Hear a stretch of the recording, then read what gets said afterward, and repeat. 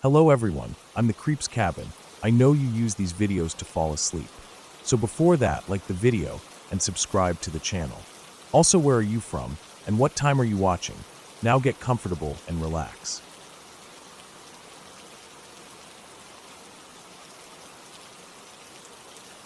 I had been looking forward to that weekend for weeks. Work had been exhausting, my phone constantly buzzing with emails and reminders, and my head always felt full. So when I finally managed to get 2 days off with no obligations, I wanted nothing more than to get away from the city, the noise, and the endless demands. I didn't want hotels or crowded tourist spots. I wanted somewhere quiet, somewhere remote, where the only sounds would be wind, birds, maybe a creek if I was lucky. I found it by accident one night while scrolling through an outdoor forum. Someone had posted a series of photos of an old logging road that led to a small clearing surrounded by dense forest. They said hardly anyone went there anymore. It wasn't on any official campsite list, and you had to walk about a mile in from where you could park. The pictures showed tall pines leaning over a mossy forest floor, with a small patch of flat grass where a tent could go. No cell service, no running water, no neighbors. It was perfect. I packed light, tent, sleeping bag, a small stove, water filter, some dehydrated meals, and a few snacks. I had my sturdy hiking boots, a flashlight with extra batteries, a knife, and my old compass, though I planned to stick close to the clearing. I left just after sunrise, the sky a pale blue with thin clouds drifting slowly across it. The drive took me nearly 3 hours, most of it on quiet rural roads where the houses were far apart and the fields stretched out wide. When I finally turned off onto the narrow dirt road, I slowed down, scanning for the pull-off spot mentioned in the forum. I found it after a few minutes, a small opening barely big enough for one car, tucked behind some overgrown brush. I pulled in, shut off the engine, and stepped out. The air smelled different here, cleaner, sharper. I could hear the faint rustle of leaves, even though there wasn't much wind. I slung on my pack and started down the old logging road. It was more overgrown than I expected. Ferns grew thick along the edges, and patches of grass pushed up through the cracked dirt. The trees rose high on both sides, their trunks straight and dark, their branches heavy with needles that blocked out much of the sunlight. Every so often, I spotted a rusted metal can or a piece of broken wood, remnants from whoever had worked here decades ago. It took me about 20 minutes to reach the clearing. Just like in the photos, it was a small open space, maybe 30 feet across, surrounded by tall pines and dense undergrowth. The ground was soft and dry, a mix of pine needles and moss. A few fallen logs lay scattered around, perfect for sitting. I set down my pack, stretched my shoulders, and just stood there for a moment, breathing it all in. Setting up camp didn't take long. The tent went up easily, and I staked it down tightly since I wasn't sure if wind would be an issue later.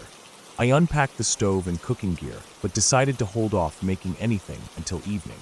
For now, I wanted to explore a little, maybe find a nearby stream. I followed a faint game trail leading deeper into the woods.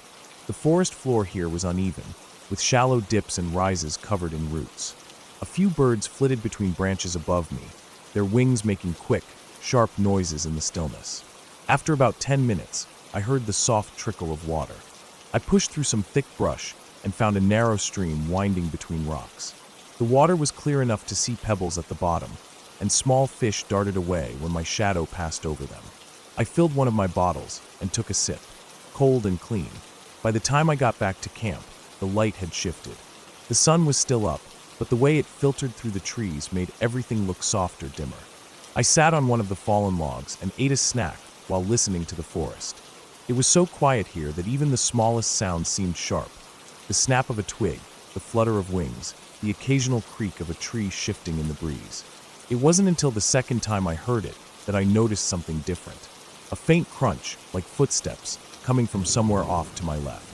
I froze and tilted my head, trying to place the direction. It could have been an animal. Probably was. Deer, maybe. I waited, scanning the trees, but saw nothing.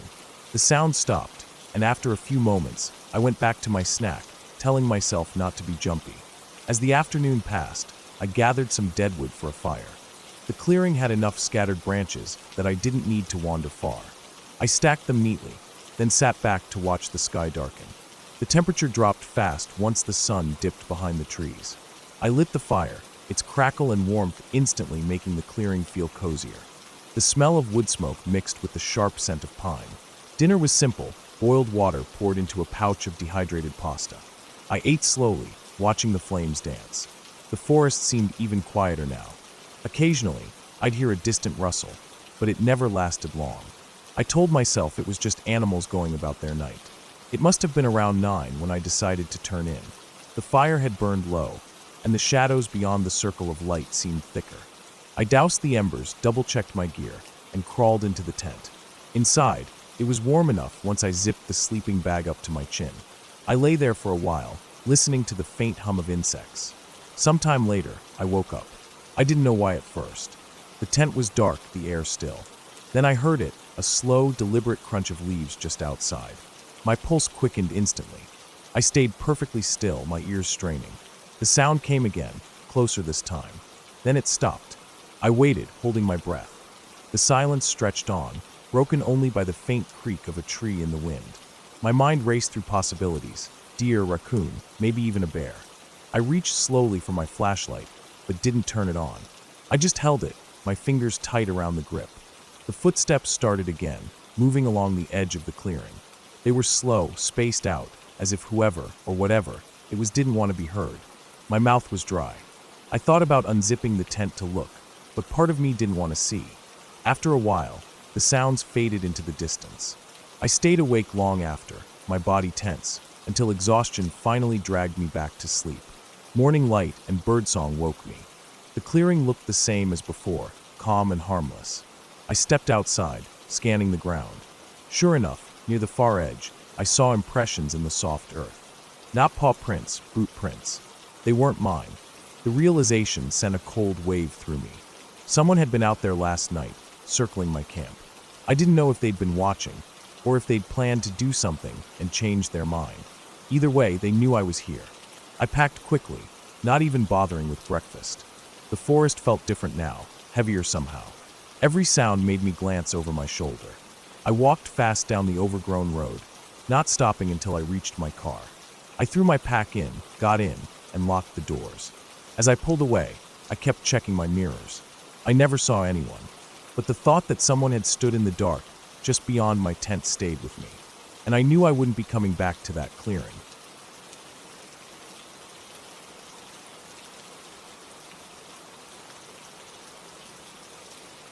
It had been months since I'd taken any real time for myself, so when I finally had a few days off, I decided to get away from the noise of the city. I didn't want a resort or a crowded trail. I wanted somewhere quiet, somewhere out of the way. I found a listing online for a small cabin near a lake, deep in the hills. It was far from the highway, reachable only by a narrow dirt road that wound through thick pine forest. The pictures showed a single-story wooden cabin with a front porch, a small dock stretching out into still water, and not much else. It looked perfect. I arrived in the late afternoon.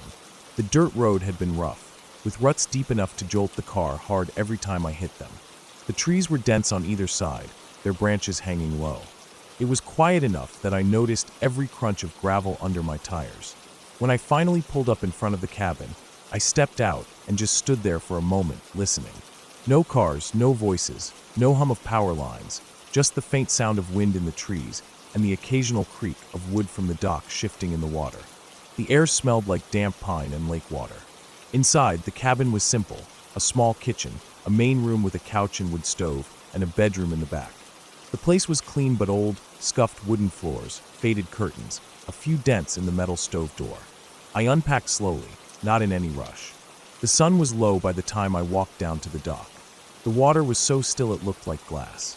I sat there for a while, just watching the light fade and the sky turn a deep blue. By nightfall, the temperature dropped sharply. I lit a fire in the stove and heated a simple meal. The sound of the fire was steady and comforting, but after a while, I noticed how loud the silence outside felt. Every time the fire popped, I became aware that there was nothing else making noise. Not crickets, not frogs, nothing. I chalked it up to the time of year, maybe too cold for them, but it still felt strange. I went to bed early, reading for a bit before turning off the small lamp by the bed. The darkness outside the window was absolute. The first night passed without incident, though I woke several times, not sure why. Each time I lay there listening, the silence pressed against my ears. By morning, I convinced myself it was just the change in environment. I spent the day hiking along the edge of the lake, staying within sight of the cabin. The shore curved in such a way that beyond a certain point, the cabin disappeared from view, replaced by dense trees and steep slopes leading down to the water. I kept noticing patches where the ground was soft and disturbed, as if something had been walking there repeatedly. Deer tracks, I assumed. That evening, I started a fire again and sat outside on the porch. The light was dim, and the forest seemed darker than the night before. The stillness was the same, no wind, no animal calls. I stayed out until it was almost fully dark, then went inside. As I was closing the front door, I thought I heard something faint from the direction of the dock. Not a splash, but a dull thud, like wood shifting under weight. I froze for a second, listening hard. Nothing followed. I closed the door slowly, locked it, and told myself it was just the dock settling. The second night, I woke around 2 in the morning. This time, I knew why. I'd heard something. A sharp crack, like a branch snapping. I sat up, heart pounding, and waited. After a few moments, I heard it again, farther off but still distinct. I told myself it was probably an animal moving through the trees, but I couldn't shake the feeling it was deliberate, spaced out, like someone walking slowly. I stayed awake for over an hour before I finally drifted off again. The next morning, I decided to walk the path toward where I thought the sounds had come from. The forest floor was covered in a thin layer of damp needles and leaves, making it hard to see any tracks. About 20 minutes in, I came across something strange. A small patch of earth cleared of debris, maybe 3 feet across, the soil disturbed. It didn't look like an animal had dug there. No claw marks, no scattered dirt. It was just cleared. I crouched down, trying to make sense of it. After a minute, I straightened up, unsettled, and turned back toward the cabin. That evening, I couldn't relax. Every sound the cabin made, the creak of cooling wood, the faint ticking from the stove, put me on edge. I went out to the porch again, trying to convince myself I was just overthinking things. The lake was a flat, dark expanse, reflecting only the faint glow of the sky. I stared at it for a long time before I noticed something. Far down the shore, where the trees came almost to the water's edge, there was a pale shape. At first I thought it was a rock catching the last bit of light, but then it moved slightly. Not toward me, not away, just a small shift, like weight adjusting. I blinked hard, and in the next moment, it was gone. That night, sleep came in short bursts. Sometime after midnight, I heard that same crack of a branch, this time closer than before. I stayed completely still, listening. A few seconds later, another crack, even closer. The steps were slow, deliberate. My mouth went dry. I strained to hear if it was coming from the forest side or the lake side, but the sound seemed to drift, as if it could be either. After what felt like forever, the sound stopped. I didn't sleep for the rest of the night. By morning, I'd made up my mind to leave a day early. I started packing slowly, trying not to let my own tension make me rush. Around mid-morning, I decided to walk down to the dock one last time. The air was colder than usual, and a thin mist was hanging low over the water. The boards of the dock were slick under my shoes. I walked to the end, looking out at the gray water. That's when I noticed fresh mud smeared across one of the boards, mud with the clear impression of a bare foot. It wasn't mine. It was too wide, the toes spread oddly. My stomach dropped. I backed away from the edge, scanning the shore. The mist was thick enough that I couldn't see far. I went straight back to the cabin, locked the door, and finished packing. Every few minutes, I'd glance out the window toward the lake. Once, I thought I saw movement in the trees, but it was too quick to tell. The feeling of being watched was constant. My car was parked just a few feet from the front steps, and I kept rehearsing in my head how I'd grab my bag, get the door open, and drive out without looking back. When I finally stepped outside with my bag, the air was still. I moved fast, unlocked the car, and tossed my things inside. Just as I was reaching for the driver's side door, I heard it, a branch cracking close, somewhere behind the cabin. I didn't look. I got in, started the engine, and pulled out onto the dirt road, tires spitting gravel. I didn't slow down until I hit the highway, and even then, I kept checking the mirror. I never saw a person. I never saw an animal clearly. But I know what I heard, and I know what I saw on that dock. Whatever had been out there, it had been close. Too close. And it had been watching. I haven't gone back to that lake, and I don't plan to. Some places are better left alone.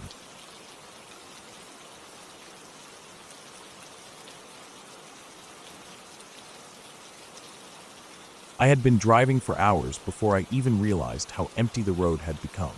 The sun was sinking low in the distance, painting the horizon in a hazy orange glow, and the highway ahead stretched out in a long, straight ribbon of cracked asphalt. My phone had been without service for the past 40 minutes, and the radio was only giving off static, so the only sound in the car was the low hum of the engine and the occasional creak from the dashboard whenever I hit a bump. It had been a spur-of-the-moment trip. I told myself I wanted some space, some time away from the noise of the city, but really I just needed to get out of my apartment for a few days. I'd booked a cheap rental cabin I'd found online, tucked away somewhere in the hills, about a 7-hour drive from where I lived. The listing said it was peaceful, quiet, and perfect for those looking to disconnect, which sounded good in theory, but right then, watching the sun fall behind the mountains, I was starting to realize how far away from everything it really was. The GPS screen was frozen on the last point it had managed to load before losing connection. The blue line stopped about 30 miles back, so I was going off memory now, trying to recall the written directions the host had emailed me. It was something about a turnoff near an old gas station, then a gravel road winding up through the trees. I kept glancing at the mile markers, but there were fewer and fewer of them, and the last green highway sign I'd seen had been bent and rusted so badly I couldn't even make out the letters. I told myself I'd find the turn soon enough, but the fuel gauge was starting to drop closer to a quarter tank, and the nearest town I'd passed was at least an hour back. By the time I spotted the turn, it was nearly dark. The old gas station was nothing but a boarded-up building with the faded outlines of letters still clinging to the wall where the sign used to be.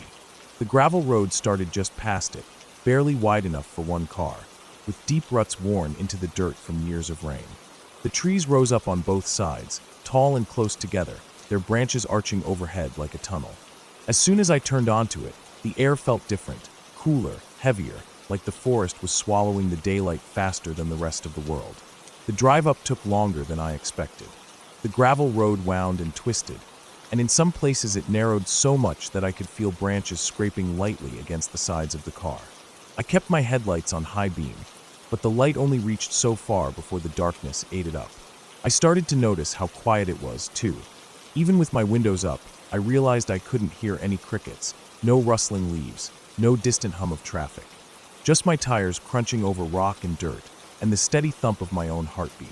When I finally saw the cabin, it was almost a relief. It sat back from the road, surrounded by thick trees on 3 sides, with a small clearing in front that served as a driveway.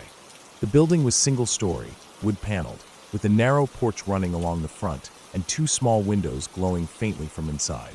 I pulled up, killed the engine, and just sat there for a moment, listening to the ticking sound of the metal cooling. The night felt thicker here, the kind of black where you can't see more than a few feet beyond the reach of your headlights. Inside, the cabin was plain but comfortable enough. There was a small kitchen with an electric stove, a table for 2, and a sitting area with an old sofa facing a wood-burning stove. The bedroom was just big enough for a double bed, and the bathroom had a shower with rust stains around the drain. I set my bag down, found the light switches, and double-checked the locks on the doors and windows. The host had left a note on the counter with a few rules: don't leave food outside, keep the porch light off at night to save electricity, and a warning about local wildlife, without getting into details. By the time I unpacked and microwaved something for dinner, it was fully dark outside. The windows reflected the warm light from inside, so I couldn't see anything past the glass. I didn't feel tired yet, so I stepped out onto the porch to get some fresh air. The clearing looked different now. The trees were just black outlines, their tops swaying slightly in a wind I couldn't feel on the porch. The air smelled damp, like soil and wet leaves, and I noticed how easily sound seemed to die here. Even my own breathing felt like it was being absorbed by the dark. That's when I first heard it, a faint crunch of gravel somewhere down the road. It was soft, but sharp enough to stand out against the silence. I froze, my eyes straining to see past the clearing. The sound came again, slow, deliberate steps, not the random scatter of an animal. I thought about calling out, but the quiet felt so heavy that speaking seemed wrong, like it would carry too far and draw something closer. I stepped back inside, locked the door, and told myself it was probably just an animal passing through. I kept glancing at the window while I cleaned up the dishes. At one point, I thought I saw movement in the clearing, a darker shape against the dark, but it was gone before I could focus on it. I shut the curtains and tried to distract myself, but my ears kept searching for sounds. Every creak in the wood, every faint shift of the wind, made me tense. Eventually, I went to bed, though I left the lamp on in the bedroom. Sometime in the night, I woke up. I didn't know what time it was. My phone was still dead, and I hadn't bothered to wind the old clock on the wall. At first I couldn't tell why I was awake, but then I heard it again. Not the crunch of gravel this time, but the slow, steady snap of twigs somewhere just beyond the cabin walls. My skin prickled. I lay completely still, my breath shallow, listening as the sound moved around the side of the cabin, pausing every few steps. The steps reached the front porch. The boards groaned faintly under the weight. Whoever, or whatever, it was stood there for a moment, then I heard the soft metallic rattle of the doorknob being tested. Just once. Slow. Deliberate. I stayed frozen in bed, my hands gripping the blanket, feeling every beat of my pulse in my throat. After what felt like forever, the sound moved away, fading into the distance until there was nothing but silence again. I didn't sleep the rest of the night. I stayed in bed, staring at the ceiling until the first pale light of morning filtered in through the curtains. When I finally got up, the clearing looked normal again, the trees harmless in the daylight. But when I stepped outside, I saw them, footprints in the dirt, leading from the road to the porch and then back again. They weren't boot prints exactly, but they were human-shaped, large, and deep enough to show that whoever had made them was heavy. I thought about leaving right then, but I told myself it had probably just been some local passing through. Maybe a hunter, maybe someone lost. Still, I couldn't shake the feeling of being watched. All day, I found myself glancing at the tree line, expecting to see movement. I stayed close to the cabin, not wanting to wander too far from the safety of the walls. That night, I kept every light in the cabin on. I sat in the kitchen with a mug of coffee, telling myself I'd stay up until morning, just to be sure. For hours, nothing happened. I started to think maybe I'd imagined it the night before. But sometime past midnight, the noise came again. This time it was closer, starting right at the edge of the clearing. The slow crunch of dirt underfoot, the faint rustle of leaves. I moved to the window but stayed back far enough that I couldn't be seen. Between the slats in the curtain, I saw it, a figure standing just inside the tree line. Tall, broad-shouldered, unmoving. The face was in shadow, but I could feel the weight of their gaze. I didn't move, didn't breathe. After what felt like minutes, they turned and slipped back into the trees without a sound. The next morning, I packed everything in a rush. I didn't bother washing the dishes or folding the blankets. I just wanted to be gone. As I drove back down the gravel road, I kept checking the rearview mirror, half expecting to see someone following. The forest seemed even denser in the daylight, the road longer than I remembered. When I reached the highway, I didn't stop. I just kept driving until I was 2 hours away, until the air felt lighter again. I never reported it. I didn't even leave a review for the cabin. But sometimes, when I'm walking home at night, I think about those footsteps, the weight in them, and the way the doorknob rattled so slowly, like whoever was there knew exactly how much time they had.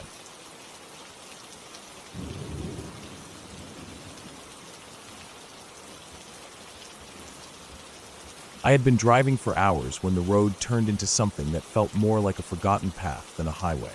The asphalt was cracked, weeds pushing through in long green blades, and every so often a pothole jarred the steering wheel in my hands. It was late afternoon, the sky still bright, but with that dull haze that meant sunset would come quicker than I expected. I was on my way to a small cabin I'd rented for a weekend, somewhere far from the noise of the city. The idea had been to escape, to get away from screens, calls, and the constant press of people. I'd wanted silence. I had no idea how heavy silence could feel when you were truly alone. The GPS had already lost its signal an hour back, and the last turn I'd taken was based on a half-remembered screenshot of directions. The further I drove, the less it looked like a road anyone used regularly. Trees crowded in close, their branches sometimes hanging low enough to scrape the top of the car. Every time I glanced in the rearview mirror, I saw nothing but a ribbon of cracked pavement fading into green. No cars, no signs, just me. The cabin was supposed to be another 3 miles past an old wooden bridge, but when I reached it, I slowed down to a crawl. The bridge looked ancient, its planks worn gray and warped, the kind of wood that had been left to weather for decades. The guardrails were barely more than a few splintered beams. Below, a narrow stream wound its way between stones, the water dark and slow-moving. I crossed it carefully, listening to the boards creak under the car's weight. Beyond the bridge, the road narrowed even further, and the trees began to close in completely. Sunlight broke through in scattered patches, flickering over the dashboard. I could feel the temperature dropping as the canopy overhead thickened. My tires crunched over loose gravel now instead of asphalt. I was starting to wonder if I'd somehow taken the wrong turn when I saw the clearing ahead. The cabin was small, weathered, and built of dark logs that looked older than I was. A narrow porch ran along the front, with two wooden chairs that leaned slightly to one side, as if no one had sat in them for years. The place was quiet, no wind, no rustle of leaves, nothing. I turned off the engine, and the silence pressed in, almost physical. For a long moment, I just sat there with my hands on the wheel, staring at it. When I finally got out, the air smelled of damp earth and moss. The gravel crunched loudly under my shoes. I carried my bag inside, found the key under a rock by the door just like the owner had said, and stepped into the cabin. The interior was dim, lit only by the light coming through a pair of narrow windows. Dust lay thick over everything, the table, the old bookshelf, the counter by the sink. I dropped my bag in the corner and walked through each room. The floorboards groaned under my weight. There were only 2 rooms, a main living space with a tiny kitchen along one wall, and a bedroom in the back with a single bed and a wardrobe that smelled faintly of cedar when I opened it. There was no electricity. I had known that when I booked it, but knowing and feeling it were 2 different things. The stillness felt heavier without the hum of a fridge or the glow of a light bulb. I unpacked slowly, not because I had much to do, but because there wasn't much else to fill the time. By the time I finished, the sun had begun to sink, throwing orange light across the walls. I decided to walk a little before it got dark. There was a path leading off from the side of the cabin, narrow and almost hidden by fallen leaves. I followed it without thinking much, letting my feet crunch over twigs and brush. The air was cooler now, and I could hear the faint drip of water somewhere nearby. The trees here were tall, their trunks straight and close together. Every now and then, a bird flitted from branch to branch, the sound of its wings startling in the quiet. After maybe 10 minutes, I noticed how quickly the light was fading. The forest floor was already dim, shadows stretching long between the trees. I turned back, walking a little faster now, trying to remember exactly how many bends the path had taken. The trees all looked the same. My own footprints were barely visible in the leaves. For a few minutes, a knot of unease tightened in my stomach, but then I saw the cabin through the trees and let out a slow breath. Back inside, I lit a small lantern I'd brought and set it on the table. The flame flickered against the wood, throwing long shadows along the walls. I ate a simple dinner, bread, cheese, some dried fruit, then sat on the porch for a while, listening to the night come in. It was quiet at first, just the faint buzz of insects. Then, somewhere deep in the trees, I heard a single sharp crack, like a branch snapping under weight. I froze, my hand halfway to my water bottle. It didn't come again, and after a minute, I told myself it was just an animal. Still, I went inside and locked the door. The bed was hard, but I was tired enough not to care. I blew out the lantern and lay there in the dark, listening to the soft sounds of the woods. Every creak of the cabin made me tense at first, but gradually I drifted off. I don't know what time it was when I woke up. The darkness was complete, heavy, and I lay still for a moment, not sure what had pulled me out of sleep. Then I heard it, a slow, deliberate sound from outside. Footsteps. Not the quick, light steps of an animal, but heavy, careful ones, moving across the porch. The boards groaned under the weight. I stayed still, barely breathing, straining to hear. The steps stopped. Then came the faint sound of something brushing against the wall, moving along the side of the cabin. The hairs on my arms prickled. Whoever, or whatever, it was circled the cabin slowly, their movement barely audible except for the occasional crunch of leaves. I waited, my eyes on the dark outline of the window. Minutes passed. Nothing. Eventually, I told myself I'd imagined it. I lay back down, heart still pounding, and after a long time, sleep came again. The next morning, I stepped outside and looked around. The ground was damp from a light rain that must have fallen before dawn. I walked around the cabin, scanning the soft earth. At first I saw nothing, but then near the back corner I noticed it, a partial footprint in the mud. It wasn't clear enough to tell much, but it was definitely from a shoe, not an animal. The sight made my stomach twist. I kept looking, but there were no other prints, as if whoever had been there had stepped carefully. avoiding the softer ground. The rest of the day, I couldn't shake the thought of someone being out there in the dark. I tried to distract myself with a hike, following a different trail that wound up a small hill. The view from the top was incredible, rolling green hills fading into blue distance, but even there, the silence felt off. Too complete, too watchful. Every time I stopped walking, I thought I heard faint movement behind me, but when I turned, there was nothing. Back at the cabin, I kept the door locked and the lantern lit until I couldn't keep my eyes open. That night, the sounds came again, footsteps, circling, pausing. This time I stayed awake for hours, my muscles tight, my hand gripping the handle of the small camp hatchet I'd brought. I never heard them walk away.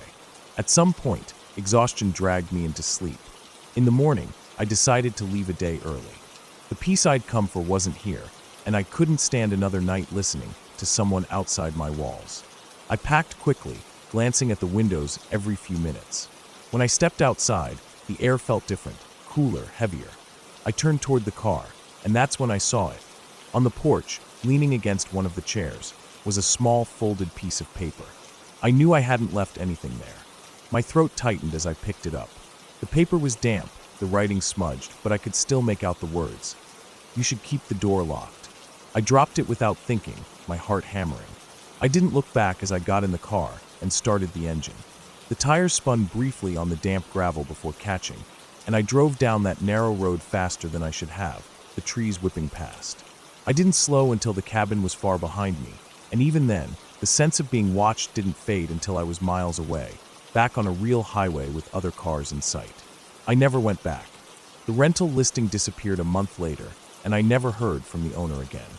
But sometimes, late at night, I think about that paper and the careful footsteps in the dark, and I wonder how close they stood to the bed while I slept.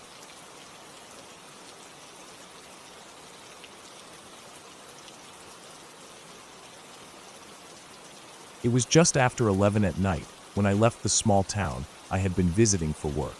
I had stayed later than I planned, catching up on paperwork in my car outside a diner because I needed their Wi-Fi before heading home.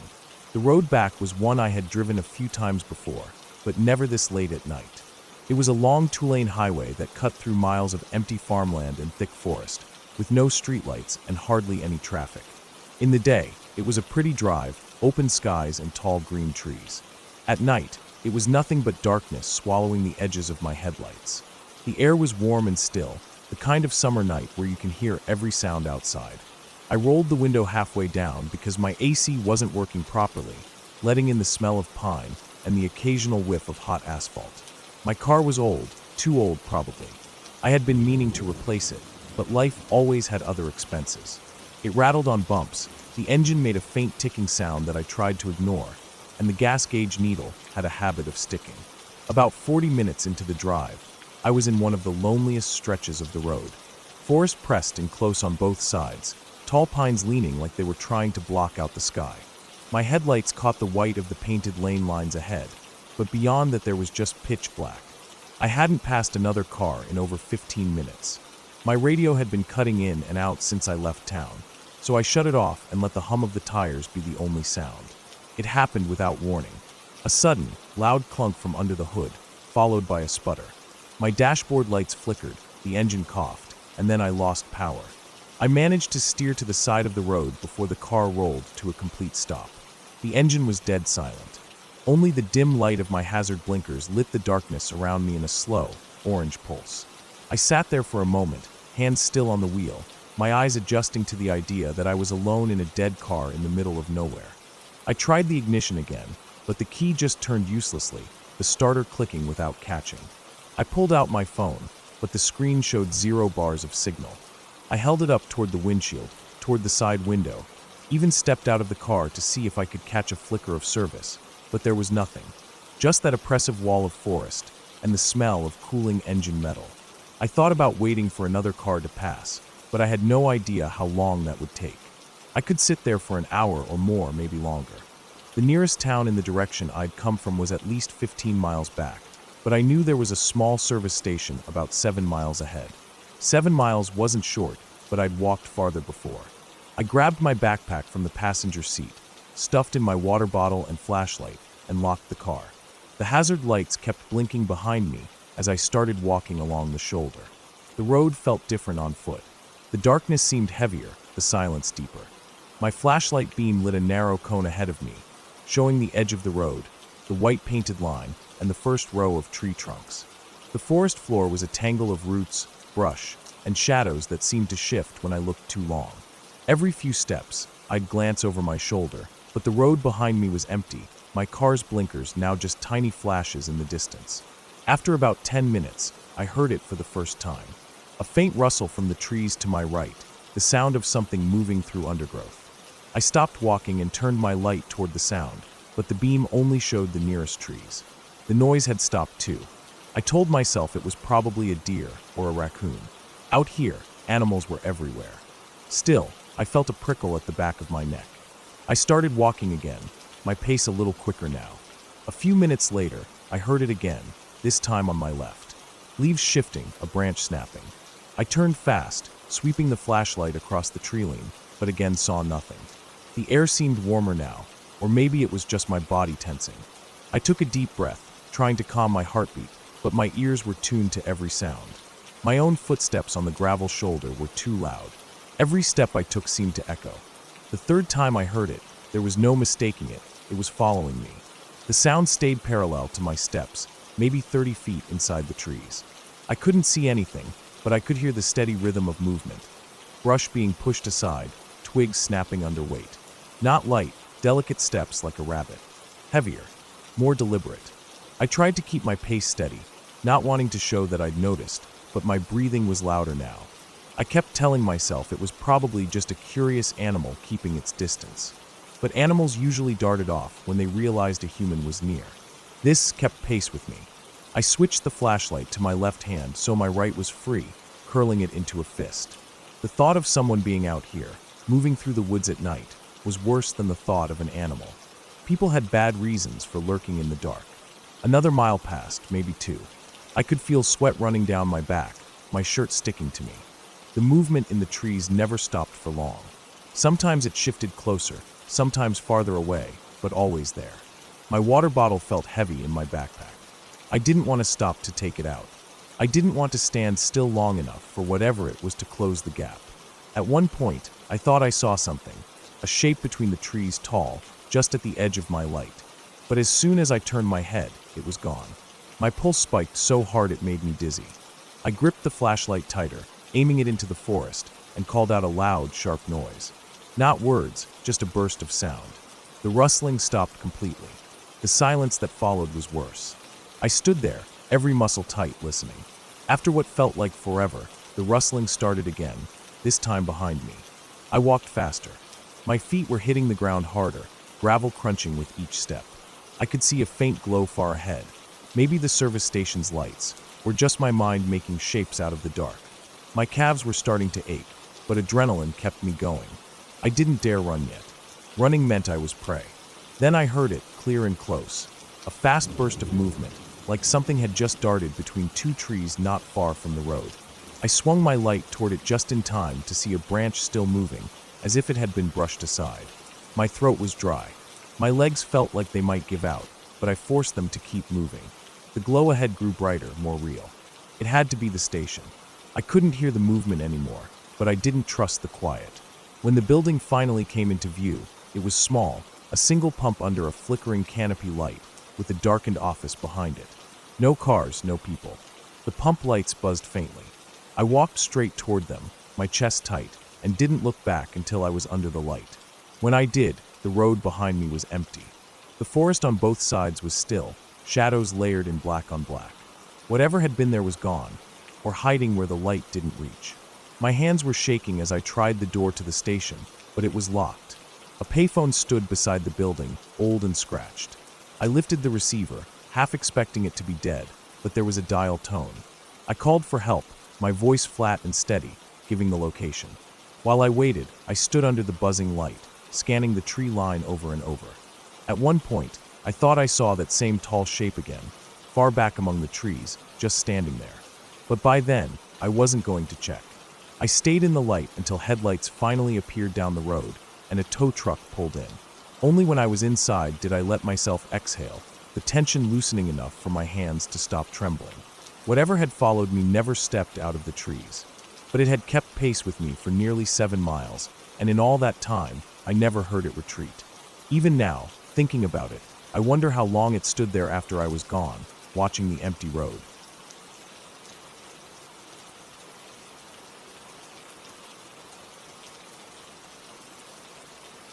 I had been driving for hours, the kind of drive where the road seems to stretch out endlessly and the landscape barely changes. The afternoon had slipped into early evening, and the sun was already hanging low in the sky, casting a warm but fading light over the fields and scattered trees. I was on my way to a small town I'd never been to before, taking the back roads because the GPS told me it was faster. At first, I didn't mind. I liked quiet roads, the absence of heavy traffic, the feeling of having the world to myself. But as the miles rolled by, the towns and gas stations became less frequent, and soon I realized I hadn't seen another car in over an hour. The two-lane road wound through stretches of farmland and dense pockets of trees. Sometimes, the land opened up enough for me to see distant hills, but more often, it was just me and the car surrounded by green walls. The further I went, the fewer signs I saw. Not even the usual ones warning about sharp turns or deer crossings. Just the road, cracked in some places, patched in others. The air outside looked still, like even the wind didn't bother with this place. By the time the sun dropped closer to the horizon, I felt the first pinch of unease. It wasn't fear, not yet. More like that feeling you get when you realize you're farther from familiar ground than you thought. I kept telling myself there was no reason to worry. I had gas, my phone had signal the last time I checked, and the road had to lead somewhere eventually. But the trees seemed to grow thicker the further I went, their shadows stretching long across the asphalt. An hour later, the sky had darkened into that deep blue that comes just before night fully takes over. I flicked on my headlights. The beams cut through the dark, catching the glint of reflective eyes from some animal on the side of the road before it darted into the brush. I kept my speed steady, not too fast, not too slow, trying to ignore the growing sense of isolation. My phone sat on the passenger seat, the screen dark. I pressed the button to check the GPS again, but the spinning circle told me what I already feared, no signal. It was around then that I saw the first sign in a long time. It was old wooden, leaning slightly to one side. The paint faded almost to nothing. The only thing I could make out was a barely visible arrow pointing straight ahead. No town name, no numbers, just the arrow. I thought about stopping to look at it more closely, but decided against it. Stopping here felt wrong somehow. The road narrowed slightly, and the trees pressed in even closer, their branches hanging overhead like a tangled canopy. My high beams caught bits of mist starting to form along the edges of the asphalt, the kind that seems to rise from the ground in thin wisps. I hadn't realized how quickly the temperature had dropped until I noticed a thin layer of condensation starting to form on the inside of my windshield. I switched on the defrost and kept going. After a while, I noticed something strange. The road had been mostly straight for miles, but now it was bending and curving in ways it hadn't before. The curves were sharp enough that I had to slow down considerably, each turn revealing more of the same: trees, mist, and blacktop disappearing into the dark. I checked the clock on the dashboard. It was later than I thought, well past 8, and still no sign of a town. That's when I saw the car. It was parked on the shoulder up ahead, facing the same direction I was going. Its hazard lights were flashing slowly, a dull amber against the surrounding darkness. I eased off the gas as I got closer, scanning for any movement inside. The car looked old, maybe from the 90s, the paint a dull gray or silver. The windows were dark, and I couldn't see anyone in the driver's seat. I slowed to a crawl as I passed, glancing out my side window. The inside was empty, at least from what I could see, but the driver's side door was slightly ajar. Not wide open, just cracked enough to notice. There was no one standing nearby, no sign of anyone walking along the road. My instinct told me to keep going, so I did. But as I checked my rearview mirror, I thought I saw movement near the car, like a shadow shifting. I blinked and it was gone. The next few miles felt longer than they should have. I kept looking back at the mirror, even though I knew I wouldn't see anything. The mist was thicker now, curling around my headlights as I drove. The air inside the car felt heavy, and I realized I was gripping the steering wheel tighter than necessary. That's when I heard it. At first, it was faint, just a dull thump from somewhere behind me. I thought maybe something in the trunk had shifted, but I hadn't packed anything heavy. Then it came again, louder this time, a single, heavy impact against the rear of the car. My stomach dropped. I glanced in the mirror, but the mist behind me was too thick to make out anything clearly. I pressed harder on the gas, the engine straining as the road began to incline. The sound came again, but this time it was more like a scrape along the trunk, slow and deliberate. My heart was pounding so hard I could feel it in my throat. I wanted to believe it was just my imagination, that maybe a branch had brushed the car somehow, but there were no overhanging branches here, only the dense wall of trees. I didn't stop. I didn't even slow down. I just kept going, watching the mist swirl in the beams of my headlights, waiting for the next sound. But it didn't come again. Instead, after what felt like forever, the trees began to thin slightly. I saw an opening up ahead, a small gravel pull-off with an old wooden sign, the kind you'd see marking the entrance to a hiking trail or a nature preserve. I pulled in without thinking, needing to get off the road for just a moment to collect myself. The gravel crunched under the tires as I rolled to a stop. I sat there with the engine idling, listening. There was nothing but the soft hiss of the cooling engine and the faint hum of the headlights. I got out slowly, the cold air hitting me immediately. It was quiet, too quiet. Even in the middle of nowhere, you expect to hear crickets, maybe the distant rustle of leaves, but here there was nothing. My breath came out in pale clouds as I walked to the back of the car. I ran my hand along the trunk and froze. There were scratches, long, deep gouges in the paint, fresh enough that the metal underneath still gleamed in the light. They weren't random either.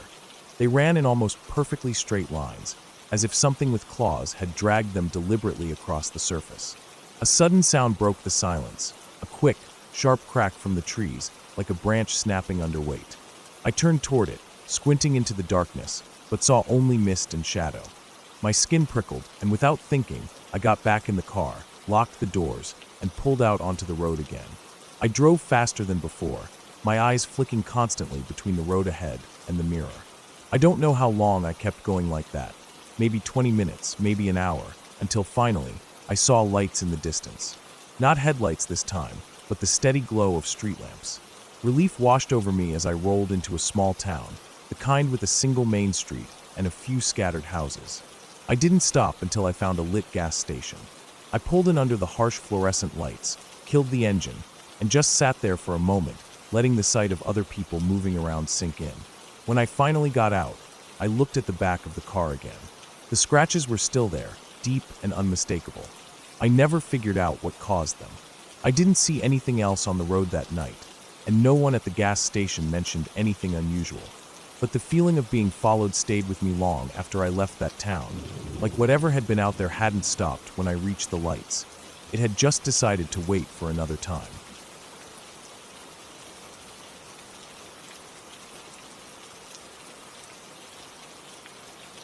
It started with a drive I wasn't planning on taking. I had been out running errands in town, just a normal day, but a road closure forced me to take a back route I'd never driven before. It wound through farmland, then dipped into a stretch of forest that seemed to go on far longer than I expected. The road was narrow, cracked in places, with faded yellow lines that looked like they hadn't been repainted in decades. I figured it was just one of those forgotten county roads that locals still used, the kind where you might only pass 1 or 2 cars every hour. The weather was mild, but the clouds had started to stack higher and darker the deeper I drove. My phone had no signal, and I didn't bother with music. I just listened to the hum of my tires against the worn asphalt. Every so often I'd glance in the rearview mirror, but the road behind me was empty. There were no houses, no mailboxes, not even the occasional barn or rusted-out tractor that you usually see in the countryside. It was just trees, tall, thin pines mixed with thicker oaks, and the occasional break where I could see low hills in the distance. About 20 minutes into this stretch, I came across something strange. On the right side of the road was a rusted metal gate, leaning slightly from age, with a chain wrapped around the posts. Beyond it was a narrow dirt track, almost overgrown, leading back into the woods. I wouldn't have given it much thought except for the fact that there was an old truck parked just inside the gate, facing the road. The truck looked like it hadn't been moved in years, maybe decades. Its windshield was dusted with leaves, the tires almost flat, the paint faded to a dull orange-brown. The cab windows were dark, and something about the way it was parked, dead on toward the road, made me uncomfortable, like it was placed there on purpose, watching. I drove past, telling myself it was probably just a piece of abandoned farm equipment. Still, I found myself glancing at it in the mirror until it disappeared behind the trees. The road curved and narrowed even more.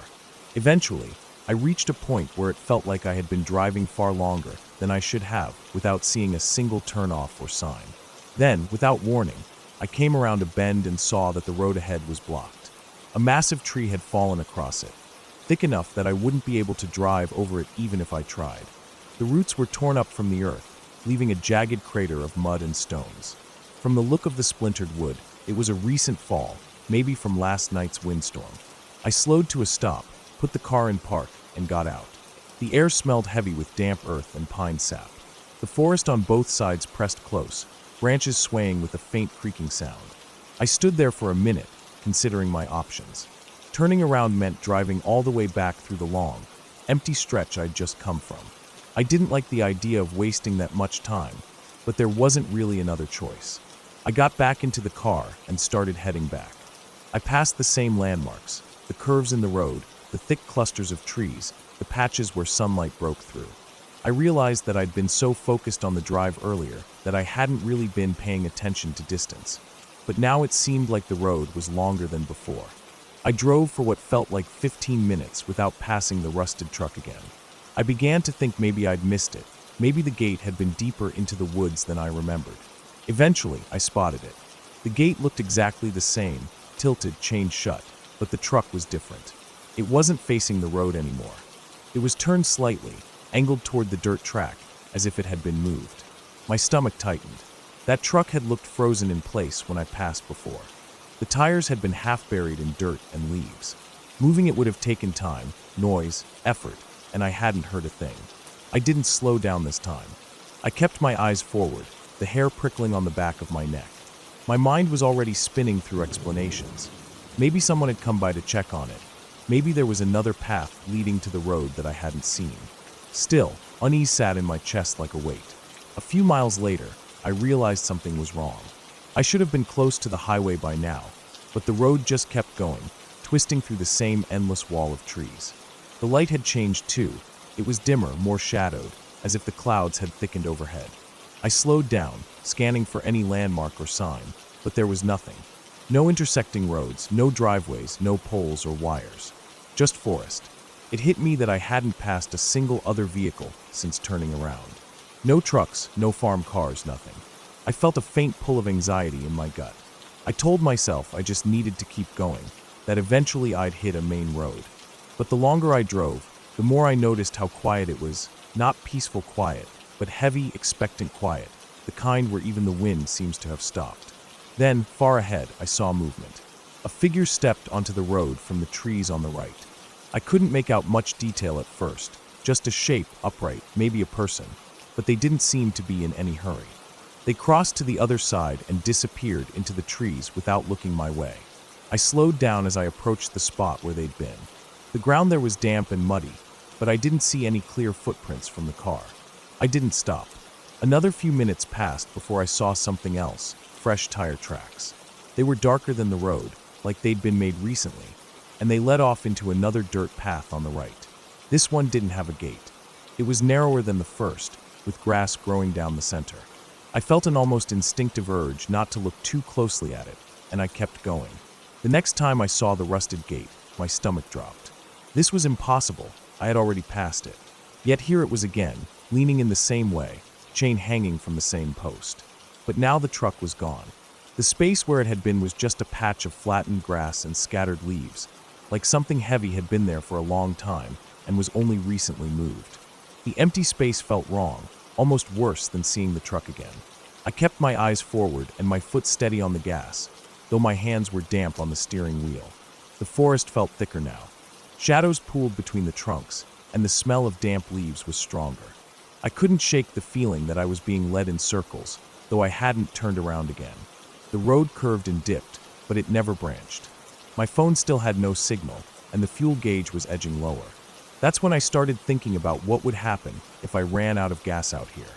A while later, I saw something lying in the road ahead. It was small, maybe the size of a backpack.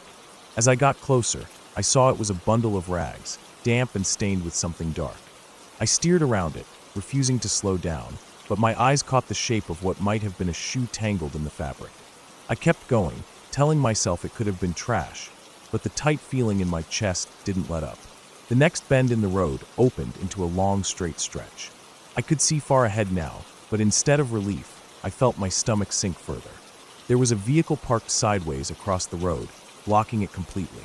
It was the same old truck. This time, the driver's side door was hanging open.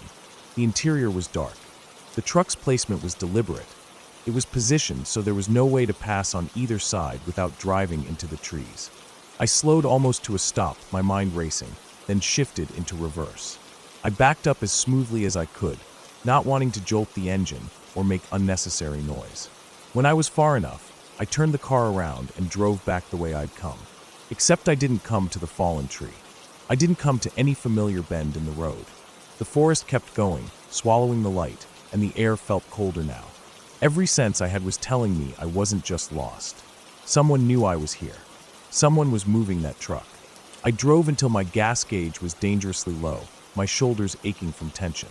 Finally, I saw a break in the trees, a narrow trail of packed dirt, leading sharply uphill. I didn't think, I just took it.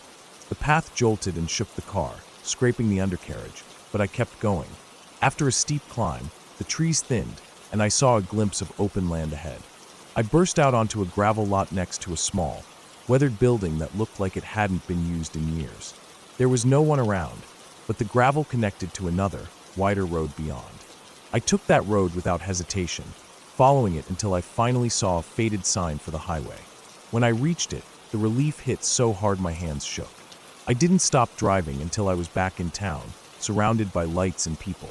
I never found out who was in that forest, or why the truck kept reappearing. I just know that if the gas had run out before I found that gravel path, I would have been stuck there, with no signal, no traffic, and someone who didn't want me to leave.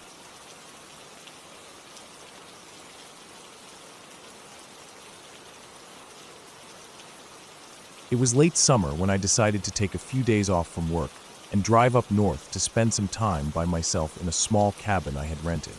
The cabin sat at the edge of a thick forest, miles away from the nearest town. I'd been feeling burnt out and thought a little isolation would help me recharge.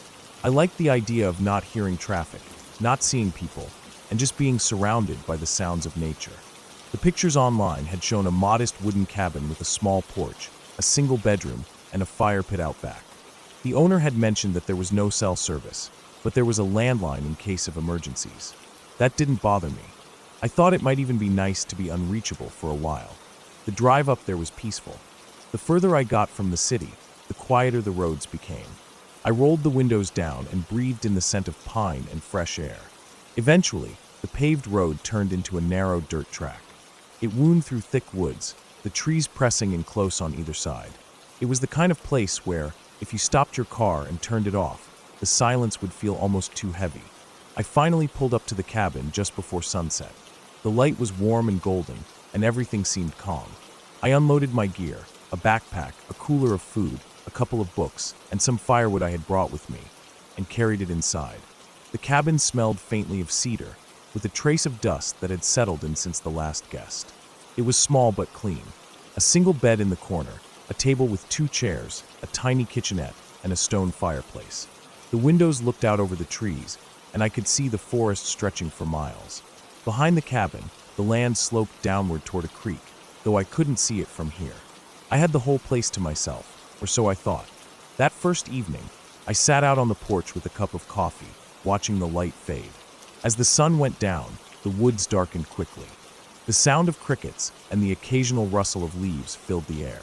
I stayed out until the stars began to show, then went inside and built a small fire in the fireplace.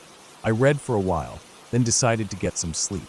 The bed was surprisingly comfortable, and the quiet outside lulled me to sleep fast. It was the middle of the night when I first woke up. I didn't know why. The fire had burned down to glowing embers, and the room was dim. At first, I thought it might have been a dream that woke me, but then I realized I could hear something faint outside. It was a slow, deliberate crunching sound, like someone walking through the underbrush. I lay there, holding my breath, straining to hear. It could have been an animal, deer maybe, but there was something about the rhythm of the steps that felt wrong. They weren't quick, erratic movements like an animal would make. These sounded measured, heavy, and spaced out. I stayed perfectly still, listening, until the sound faded away. After a few minutes, I convinced myself it was nothing and eventually drifted back to sleep. The next day was uneventful.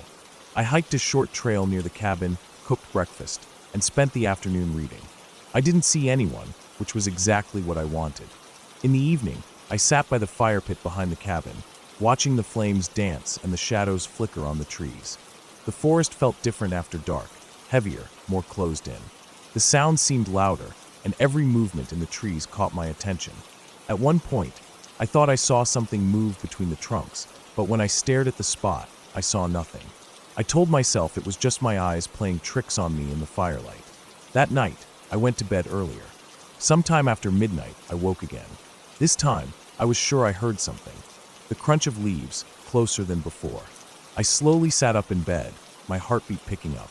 The steps were coming from the back of the cabin, toward the tree-line. I tried to convince myself it was an animal again, but the sound stopped suddenly like whoever, or whatever, it was had realized they were being heard. I stayed awake for over an hour, staring at the ceiling, listening for any sign of movement. Eventually, I heard it again, but not walking this time. It was the faint sound of something brushing against the cabin wall. A slow, dragging sound. I swallowed hard and told myself it had to be a branch swaying in the wind. But when I looked toward the window, I noticed there was no wind. The trees outside were still. The sound stopped, and the silence that followed felt thick and suffocating. Morning light brought a false sense of relief. I got up, went outside, and circled the cabin. In the dirt near the back wall, I found something that made me stop cold. A single boot print. Not mine. It was larger, wider, and had a distinct tread pattern. It looked fresh, the edges still sharp. I crouched down, staring at it, my stomach tightening. There shouldn't have been anyone out here. The cabin was miles from the nearest house, and the only road in was the one I'd driven on. I looked around, but saw no other tracks. The rest of the day, I couldn't shake the feeling of being watched. Every time I stepped outside, I caught myself glancing toward the trees, scanning for movement.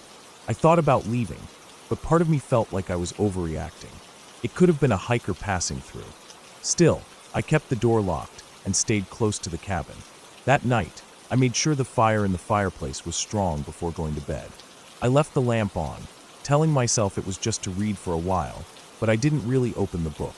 My ears stayed alert, picking up every creak of the wood, every faint rustle outside. Sometime in the early hours, I heard it again, footsteps, slow and deliberate, circling the cabin. This time, they came right up to the porch. The wooden step creaked under the weight of whoever was out there. I froze in bed, barely breathing, my eyes fixed on the door. The steps stopped, and the silence pressed in. I could almost feel the presence of someone just outside, standing still. Then came the faintest sound, the metallic rattle of the door handle being tested. Once, twice. My skin went cold. Whoever it was didn't try to force it. After a long moment, the steps moved away, fading into the darkness. I didn't sleep again that night. In the morning, I checked the porch. The boot print was there again, this time clearer, right in front of the door. I stood there for a long moment, then went back inside and picked up the landline. I tried calling the owner, but the line was dead. I couldn't tell if it was a temporary outage or something else. That was the moment I decided I wasn't staying another night. I packed my things quickly, keeping the door locked until I was ready to leave. I loaded everything into the car, started the engine, and drove down the dirt road as fast as I dared. My eyes kept flicking to the rearview mirror, half expecting to see someone step out onto the road behind me. When I finally reached the main road, I pulled over and sat there for a minute, letting the tension drain from my shoulders. I told myself it was probably nothing, maybe some lost hunter or hiker. But deep down, I knew it wasn't that simple.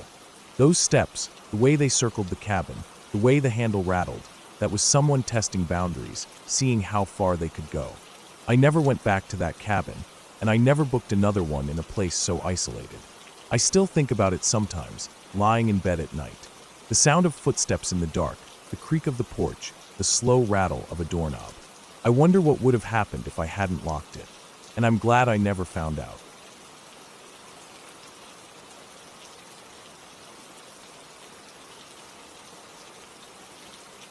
The snow had been falling lightly when I started out that morning. It wasn't the thick, heavy kind that piles up in minutes, just a slow drift of white dust against the bare branches and dark tree trunks. The trail wound through a narrow valley, the mountains on either side climbing sharply into the clouds. I'd planned this trip for weeks, studying the topographic maps, noting where the elevation would change and where streams might still be running under the ice. The forecast had called for light flurries, nothing that would stop me from camping overnight in the backcountry before hiking out the next day. My pack wasn't overly heavy, but it carried the basics: a small tent, sleeping bag, food, stove, extra layers, a headlamp, and a map folded neatly in a Ziploc bag. The air had that damp, metallic smell it gets before real snow.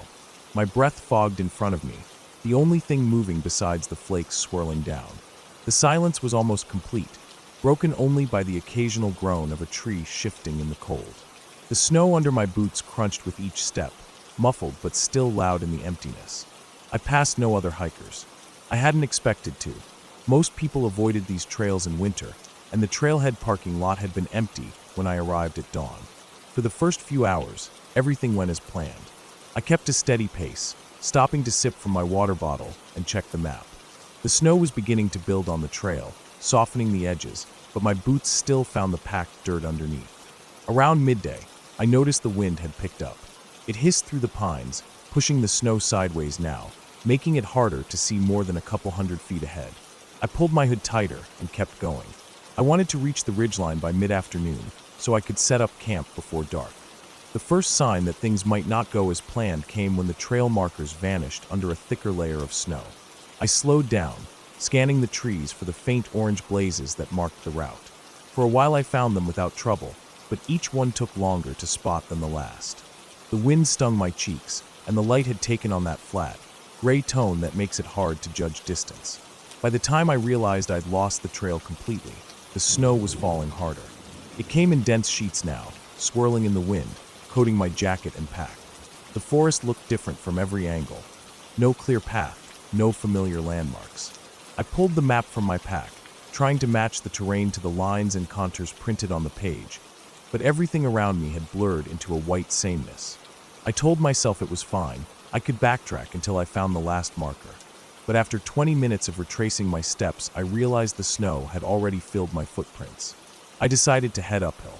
Higher ground might give me a better view, and I could reorient myself. The slope was steep, my legs burning with each step as I pushed through snow that now reached mid-calf. The wind at the top was even worse, rattling the branches so hard that clumps of snow fell in sudden dumps, sliding down the back of my neck. I could barely make out the valley below, just a vague dark line where the trees thickened.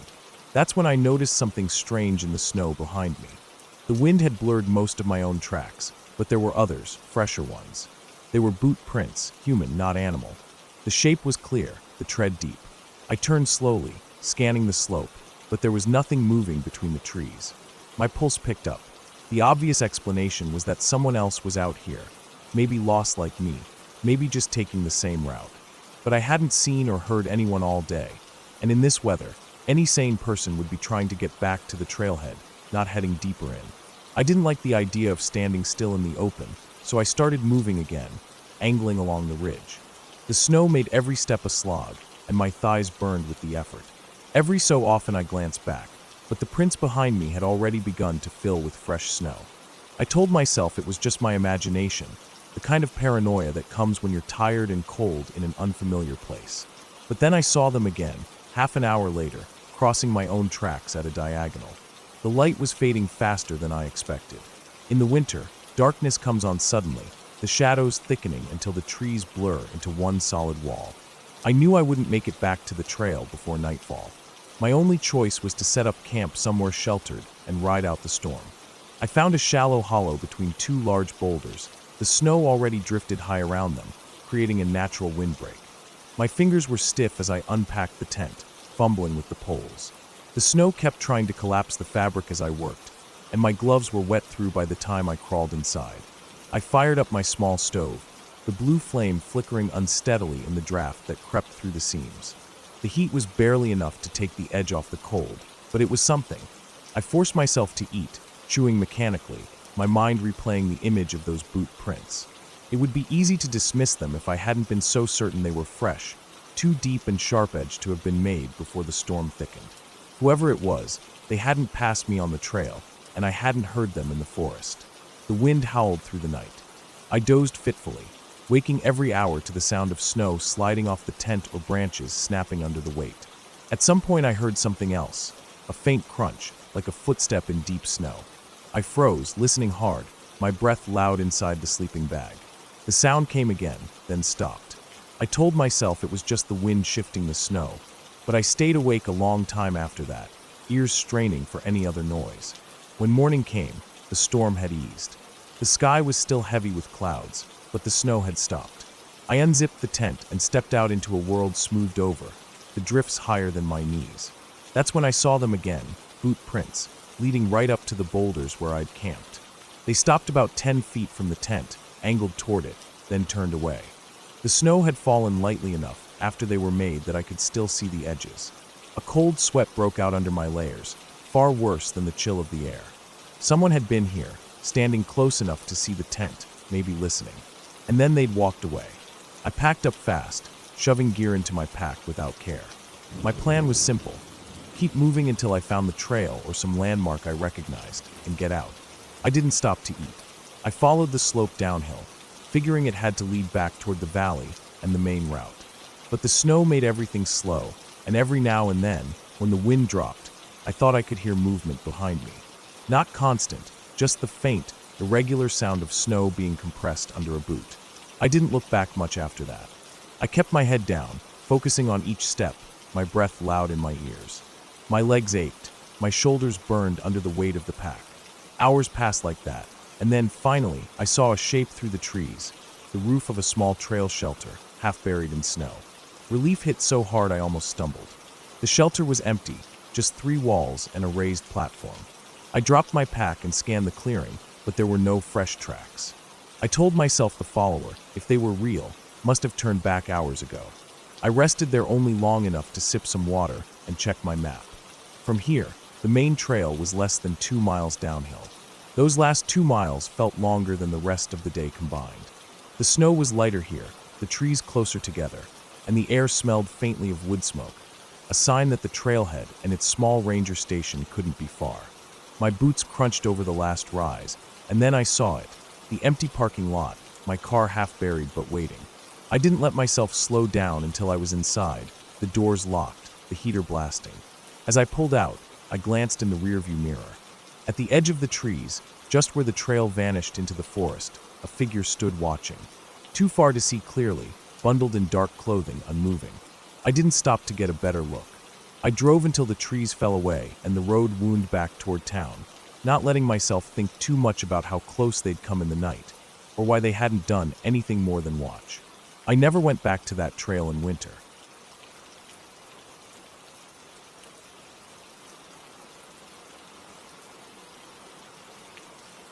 It started as a simple plan.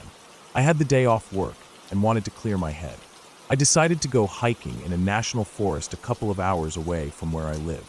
I had been there a few times before, but only stuck to the main trails. That morning, I told myself I would take a longer route, maybe explore some of the smaller side paths I had always passed without thinking. The weather was perfect for it. The sun was bright, the air was cool, and there was a faint breeze that moved through the trees in soft waves. I packed light, just a backpack with 2 bottles of water, a few granola bars, my phone, and a small first aid kit I always kept for hikes. I wore my usual hiking boots, comfortable but sturdy, and a light jacket tied around my waist in case the temperature dropped later. The drive there was peaceful, the kind of quiet where you can just hear the hum of your own car against the road. By the time I arrived, the parking lot was almost empty except for 2 other cars. I took that as a good sign. I like quiet trails. The first part of the hike was exactly what I wanted. The path wound through tall pines, their branches so high above me that they seemed to block part of the sky. The forest floor was covered in soft layers of old needles, and every step I took felt muffled. Now and then I would hear the rush of a bird flapping from one branch to another, or the sudden scurry of a squirrel through dry leaves.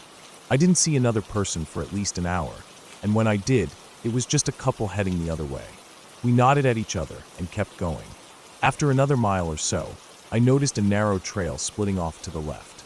It wasn't marked, but I remembered seeing it on my last trip and wondering where it went. The ground there looked more uneven, less used, but something about it pulled me in. I figured I had time. I stepped off the main trail and onto it, thinking I'd follow it for a little while and then turn back. The air seemed different almost immediately. The sound of the breeze softened, and the trees felt closer together. The ground was covered in more undergrowth, with roots sticking up like thin, crooked fingers. I walked slower, watching my step. The path twisted and dipped, making it hard to tell which direction I was moving. At first, I liked the change. It felt like I was exploring something hidden, but after about 20 minutes, I realized I hadn't seen any signs or markers. Still, I wasn't worried yet. I kept going, thinking the trail would loop back around or connect to the main one. That's when I started noticing small things that made me uneasy. The forest was too quiet now. I couldn't hear birds anymore, and even the wind seemed to have died. The only sound was the crunch of my boots. I tried to shake it off, telling myself maybe it was just the time of day. Maybe animals had moved deeper into the woods. Another 20 minutes passed before I admitted I had no idea where I was. The trail had faded in some spots, forcing me to guess the direction. My phone still had service, so I pulled up the GPS, but the signal kept cutting in and out. When it did load, it only showed a vague green area with no detailed map of the smaller trails. I thought about turning back the way I came, but the twisting path and the constant small changes in the landscape made me second-guess my memory of it. I decided to keep moving forward, hoping I'd find a clearer path. The sun had shifted by then, and light was filtering through the trees at a lower angle, giving everything a sharper, more shadowed look. I could feel the temperature dropping, so I stopped to untie my jacket and put it on. That's when I noticed something about the ground ahead. The soil looked disturbed, like it had been dug or kicked up recently. There were impressions, not exactly boot prints, but not animal tracks either. They were irregular, deeper on one side, and leading farther into the trees. I stood there for a long moment, debating. Maybe it was just a hiker ahead of me, but the odd shape of the impressions made me hesitate. I kept going, though, telling myself I was just being paranoid. The path narrowed even more, and the branches of the trees on either side started to form a kind of tunnel. The light dimmed as I went deeper, and I found myself glancing over my shoulder more often than I wanted to admit. At one point, I thought I heard something behind me. It wasn't loud, just the faint crack of a twig. I froze, listening. The forest was silent again, but now I couldn't shake the feeling of being watched. I tried to ignore it and pushed on. My pace quickened without me deciding to speed up. The path dropped steeply into a small gully, and I had to grab onto tree trunks to keep from sliding. At the bottom, there was no clear trail, just tangled brush and rocks. I stopped there, breathing hard, and tried to figure out my next move. The light was fading faster now, the sun slipping lower behind the trees. I decided I needed to head back, even if I wasn't sure exactly where the trail was. I turned around and started climbing back up the slope. That's when I heard it again, another faint snap, this time closer. I told myself it could be a deer. I wanted to believe that, but my instincts wouldn't settle. The air felt heavier, like it was pressing against my ears. I kept moving, forcing myself not to look back too much. When I reached the top of the slope, I paused again, listening. Nothing. No wind, no animals, no distant sounds of people. I walked faster, scanning for anything familiar, but the trail looked different now. I couldn't tell if I had taken a wrong turn earlier, or if the forest was just playing tricks on me. My GPS was useless again. I pulled out one of my water bottles and took a drink, trying to steady my nerves. My hand shook slightly as I screwed the cap back on. Not long after that, I spotted something off to the side, a small piece of fabric caught on a branch. It was dirty, weathered, and looked like it had been there for a while. I don't know why, but seeing it made my stomach tighten. It was proof that someone else had been here, but it didn't feel reassuring. I kept moving, but now my eyes darted between the trees, half expecting to see someone step out. Shadows shifted as the light faded, and more than once I thought I saw movement in my peripheral vision. Every time I turned my head, there was nothing. My breathing grew shallow, and I could feel the sweat under my jacket, despite the cold creeping in. The deeper I went, the more disoriented I became. I couldn't tell which direction the main trail was anymore. The forest was starting to look the same in every direction: dark trunks, tangled branches, uneven ground. I tried to pick a direction and stick to it, but the landscape seemed to funnel me into thicker growth. At one point, I thought I saw a clearer path ahead, so I pushed toward it, brushing past branches. But when I reached it, I realized it wasn't a trail at all, just a narrow, trampled strip of earth that ended in a deadfall of broken trees. That's when I heard the sound again. Not a twig snapped this time, but something heavier, like a footstep. I froze completely, my heart pounding so hard I could feel it in my throat. The sound had come from somewhere behind me and slightly to the left. I stayed still, barely breathing, listening. There was nothing for several seconds, and then another faint step, closer this time. That was enough. I turned and started moving quickly, no longer caring if I was going in the right direction. I just wanted distance between me and whatever was there. The undergrowth tore at my pants and scratched my hands as I shoved past it. My boots slipped on damp patches of leaves, and I had to catch myself against tree trunks. I kept glancing back, but the dimness made it hard to see more than a few yards. My mind kept running through possibilities. A person, maybe someone living out here, maybe just another hiker. But none of them made me feel any better. The steps behind me were gone now, or maybe I was just making too much noise to hear them. After what felt like forever, I spotted a sign nailed to a tree up ahead. Relief surged for a moment, until I got close enough to see it was old, the paint faded and peeling. It pointed toward a trailhead I didn't recognize, and the arrow was barely visible. Still, it was something. I followed the direction it pointed, hoping it would lead somewhere. The forest began to thin slightly, and the ground sloped downward. I pushed on, my legs aching, until finally I saw a break in the trees. The last light of the day spilled through it, and beyond that, a dirt service road. I stepped out onto it, feeling the strange openness after hours of trees pressing in on all sides. I didn't stop walking until I spotted the faint glint of a metal gate far down the road. When I reached it, I realized I was only a short distance from the main parking lot. My car was still there, untouched, and the lot was empty now. I climbed in, locked the doors, and just sat for a while, letting my breathing slow. As I drove away, I kept checking my rearview mirror, half expecting to see someone standing at the edge of the trees. There was nothing, but the feeling stayed with me the whole ride home, that I had been followed, not just lost. Even now, I can still remember the sound of those slow, deliberate steps somewhere in the woods, matching my own until the last possible moment.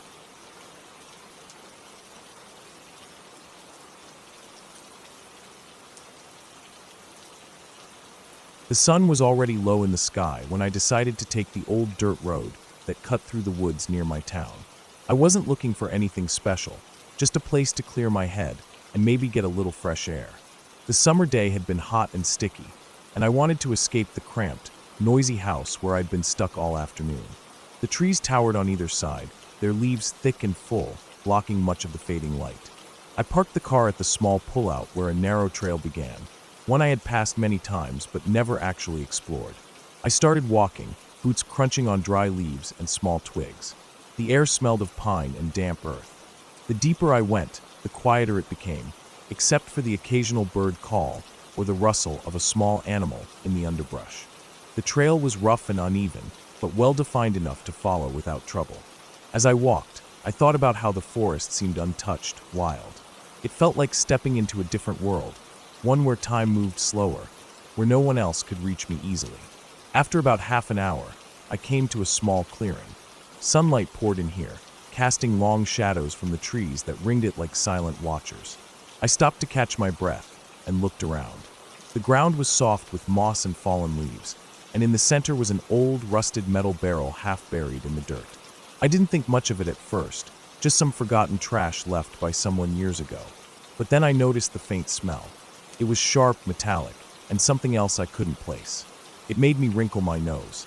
I kept moving, curious now, but cautious. The trail curved sharply to the left and dropped down into a shallow ravine. As I descended, the forest thickened. The trees here were older and closer together, their trunks wide and gnarled. The light dimmed beneath the heavy canopy, and the air grew cooler and damper. My footsteps slowed. I was aware of every sound, the snap of a twig, the rustle of leaves in the wind, but something else was wrong. The usual forest smells were gone, replaced by that metallic scent I'd noticed earlier. It was stronger now, mixed with something sour and faintly rotten. Then I saw it. Off to the right of the trail, partly hidden behind a fallen log, was a patch of dark stains on the ground. The earth was soaked, and the leaves were matted down and stuck together as if soaked in blood. I swallowed hard and stepped back, heart pounding. I wanted to convince myself it was just old paint or some kind of natural discoloration, but I knew better. This was fresh, or at least recent. A sudden movement in the brush to my left made me freeze. My eyes darted toward the sound, but all I could see were shadows shifting. I stepped back carefully, thinking maybe I had wandered too far, or maybe I should turn around. But something made me keep going, a mix of fear and curiosity that's hard to explain. The trail climbed out of the ravine after a few minutes, opening onto a rocky slope. Here the trees thinned, and I could see farther ahead. But the further I went, the more I noticed other signs. Broken branches, scuffed dirt, and footprints in the soft earth that looked too large and uneven to be just an animal's. Some were smudged and hard to tell, but others were clear enough to send a chill down my spine. They weren't from any shoe or boot I recognized. They were weirdly shaped, with wide toes, like something not quite human. I stopped and looked around, the silence pressing down like a weight. The trail ended abruptly near a small abandoned cabin. Its wooden walls were weathered and cracked, and the windows were dark and empty. The door hung off its hinges. Something about the place made my stomach twist. I didn't want to go inside, but I also didn't want to leave without knowing what had happened here. I circled the cabin slowly, looking for clues. Near the back, I spotted a pile of broken boards and old tools scattered on the ground. Among the debris was a torn piece of fabric, thick, like a jacket or a coat. I picked it up carefully. It smelled faintly of smoke and something metallic, the same as the strange smell in the ravine. Suddenly, I noticed fresh footprints leading away from the cabin, heading deeper into the woods. They were the same odd shape I'd seen before, but now they were clearer and more numerous, as if a group of people had passed through recently. I debated for a moment, my mind racing with possibilities. Was I walking into something dangerous? Should I just turn back? But the urge to keep going was strong. The footprints led downhill, toward a small creek that cut through the forest. I followed the bank, stepping carefully on rocks and roots. The creek was shallow but swift, the water cold and clear. On the other side, I saw a faint trail of crushed leaves leading into a thicker part of the forest. As I crossed the creek, the sun dipped below the horizon, leaving a twilight glow that barely lit the path ahead. I reached the edge of a dense thicket where the trail disappeared into shadows. The forest here was dark and tangled, branches scraping against each other in the breeze. The smell was overpowering now, metal, blood, and something I still couldn't identify. I paused, heart hammering in my chest, and listened. The forest was alive with noise, but none of it was natural. There was a low, rhythmic sound like breathing or slow footsteps, just out of sight. My skin crawled. I wasn't alone. I didn't know what was out there, but it wasn't an animal or a person. I wanted to run, to scream, but my body felt frozen in place. Slowly, I stepped forward into the darkness. The trees pressed close on both sides, branches clawing at my jacket and hair. The path was rough and uneven, roots tripping me with every step. The strange sound grew louder, closer. I could feel a presence nearby, but I couldn't see anything through the thick underbrush. Then the smell hit me full force, sharp and acidic, making me gag. Suddenly, something moved just ahead. A shape slipped between the trees, tall, hunched, moving too fast to catch. I caught a glimpse of pale skin, stretched tight over bones, and wild eyes reflecting the faint light. My breath caught, and I stumbled back, heart pounding wildly. I broke into a run, crashing through the underbrush, branches slapping my face and arms. The sound of something chasing me echoed behind, heavier footsteps, breathing that was too loud and too close. I didn't look back. The only thing I thought about was getting out. The forest opened up again into a wide field, moonlight spilling over tall grass. I sprinted across, my legs burning, lungs gasping for air. Behind me, the sounds stopped at the edge of the trees. I dared to glance back, nothing but shadows. I kept running until I reached my car, barely able to catch my breath. My hands shook as I fumbled for the keys, finally unlocking the door and slamming inside. I locked it, started the engine, and drove away without looking back. The next day, I went to the local ranger station to report what I had seen.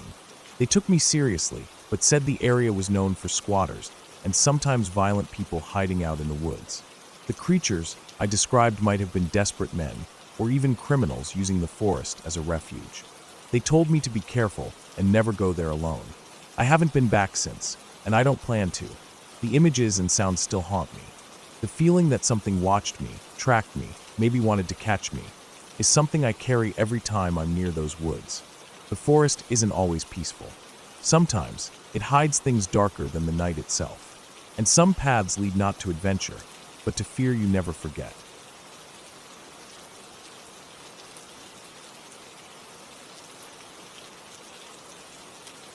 It started on a warm late summer evening when I decided to take a drive out of the city and head toward the old service road that ran parallel to the interstate. I'd been there before in the daytime, but I'd never gone past the first 5 or 6 miles. That stretch always felt quiet and removed from everything. You could stand there and hear nothing but wind and the hum of insects. The pavement was cracked, weeds pushing up through the lines where the tar had split. Faded reflectors leaned at odd angles. It was the kind of place that seemed forgotten by everyone except the occasional trucker who didn't want to pay tolls. I'd left home later than planned. By the time I reached the start of the service road, the sun was already low enough that the sky had turned orange along the horizon, with that dull gray-blue creeping in overhead. I rolled down the windows, enjoying the mix of warm air and the faint smell of dry grass. I wasn't going anywhere in particular, just driving to clear my head. The road bent slowly, the landscape on both sides opening into long stretches of flat fields with scattered patches of trees. About 10 miles in, I noticed something strange. The air had gotten still. No wind came through the open window, and I couldn't hear any crickets anymore. It was subtle at first, but as I drove, the silence became more noticeable. Even the hum of the tires on the road seemed louder, sharper, like it was the only sound left. I glanced in the rearview mirror and saw nothing behind me but the road disappearing into shadow. Another couple of miles later, I came across a patch of forest that pressed close to the road on both sides. The trees were tall, their branches tangled overhead, so that only narrow shafts of fading sunlight broke through. I slowed down a little, partly because the cracked pavement was rougher here, but also because the shadows seemed thicker. My headlights weren't on yet, and the dim light gave the forest an uneven look. Patches of dark where I couldn't see past the first row of trunks, then sudden bursts of gold where the sun found gaps. It was in one of those dark patches that I caught movement. I wasn't sure at first, just a shape between the trees, gone almost as soon as I noticed it. My mind told me it was a deer or maybe a coyote, but something about it felt different. It had moved in a way that didn't match an animal I knew. Too steady, too upright. I kept driving, telling myself not to focus on it. But about 30 seconds later, I saw movement again. This time it was farther up the road, off to the right side. It stepped between 2 trees and was gone before I could really make it out, but the outline stuck in my mind, a person. I wasn't in an area where people just wandered around in the woods. There were no houses for miles, no trailheads I knew of. I felt my shoulders tighten, my foot pressing lightly on the gas, as if to move past it faster. I didn't look directly into the trees anymore, just kept my eyes on the road ahead, scanning for cracks and potholes. The road bent sharply, and as I came around the curve, I noticed something up ahead, a dark shape near the edge of the pavement. My first thought was that it was a log or fallen branch. I eased my foot onto the brake, the car slowing as I got closer. But as the headlights finally touched it, the shape shifted. Someone was standing there, just at the edge where the asphalt met the dirt. They were facing the woods, not me, but as my car approached, they turned their heads slightly.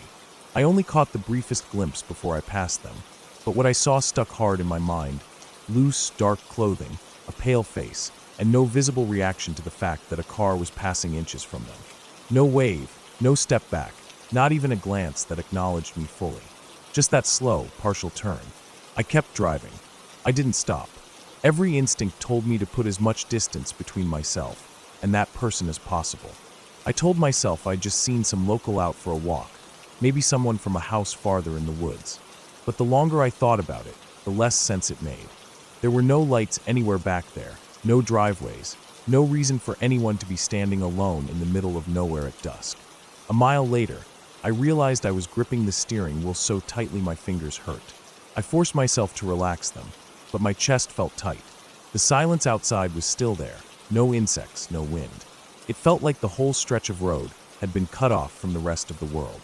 I decided I'd go maybe another half mile, then turn around. The pavement was too rough for high speed, so I couldn't just gun it, but I wanted to be back on the main highway as soon as possible. I kept glancing in my rearview mirror, half expecting to see headlights behind me, even though no one had been on the road since I started down it.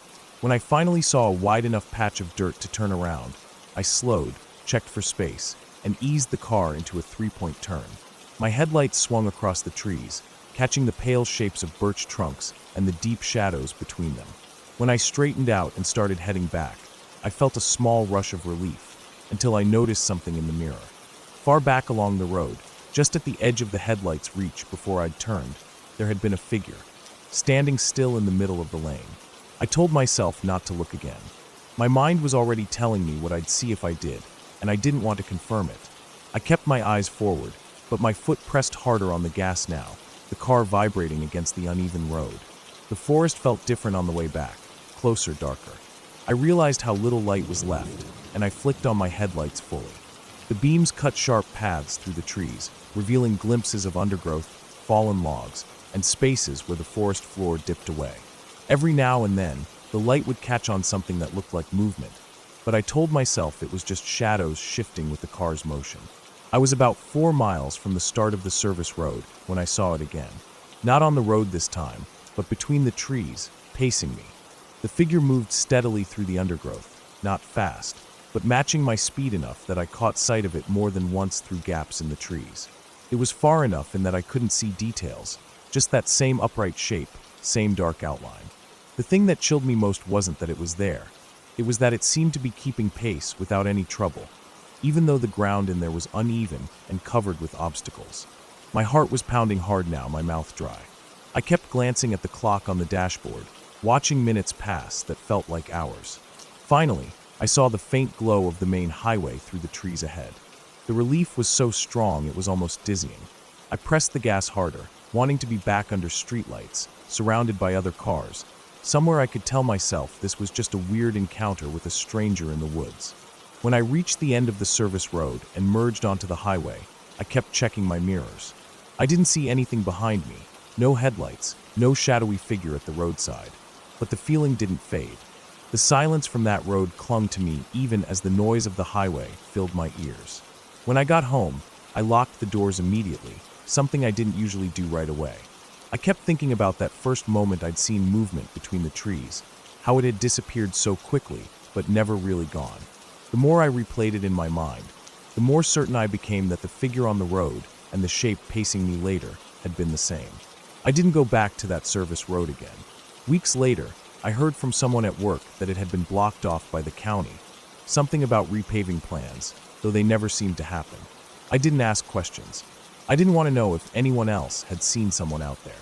It was enough to know that whatever I'd come across that night had been real, human, and for reasons I didn't want to imagine, had been out there waiting in the silence of those woods.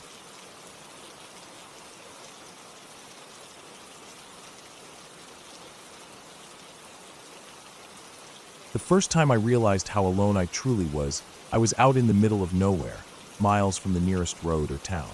It wasn't like I was out camping on purpose or on some adventure. It was a simple hike I took to clear my head after a rough week. I had no idea it would turn into the kind of experience that would haunt me for years, not because of anything supernatural, but because it showed me just how quickly things can go wrong when you're unprepared and how helpless a person can feel. The day started bright and clear. I left the small parking area by the trailhead just after sunrise. The air was cool, but the sun was warming the earth quickly. I'd chosen this trail because it was supposed to be easy, a well-marked path through a dense forest that would eventually open onto a wide meadow with a view of the mountains. The kind of place where you could sit quietly and forget about the city noise.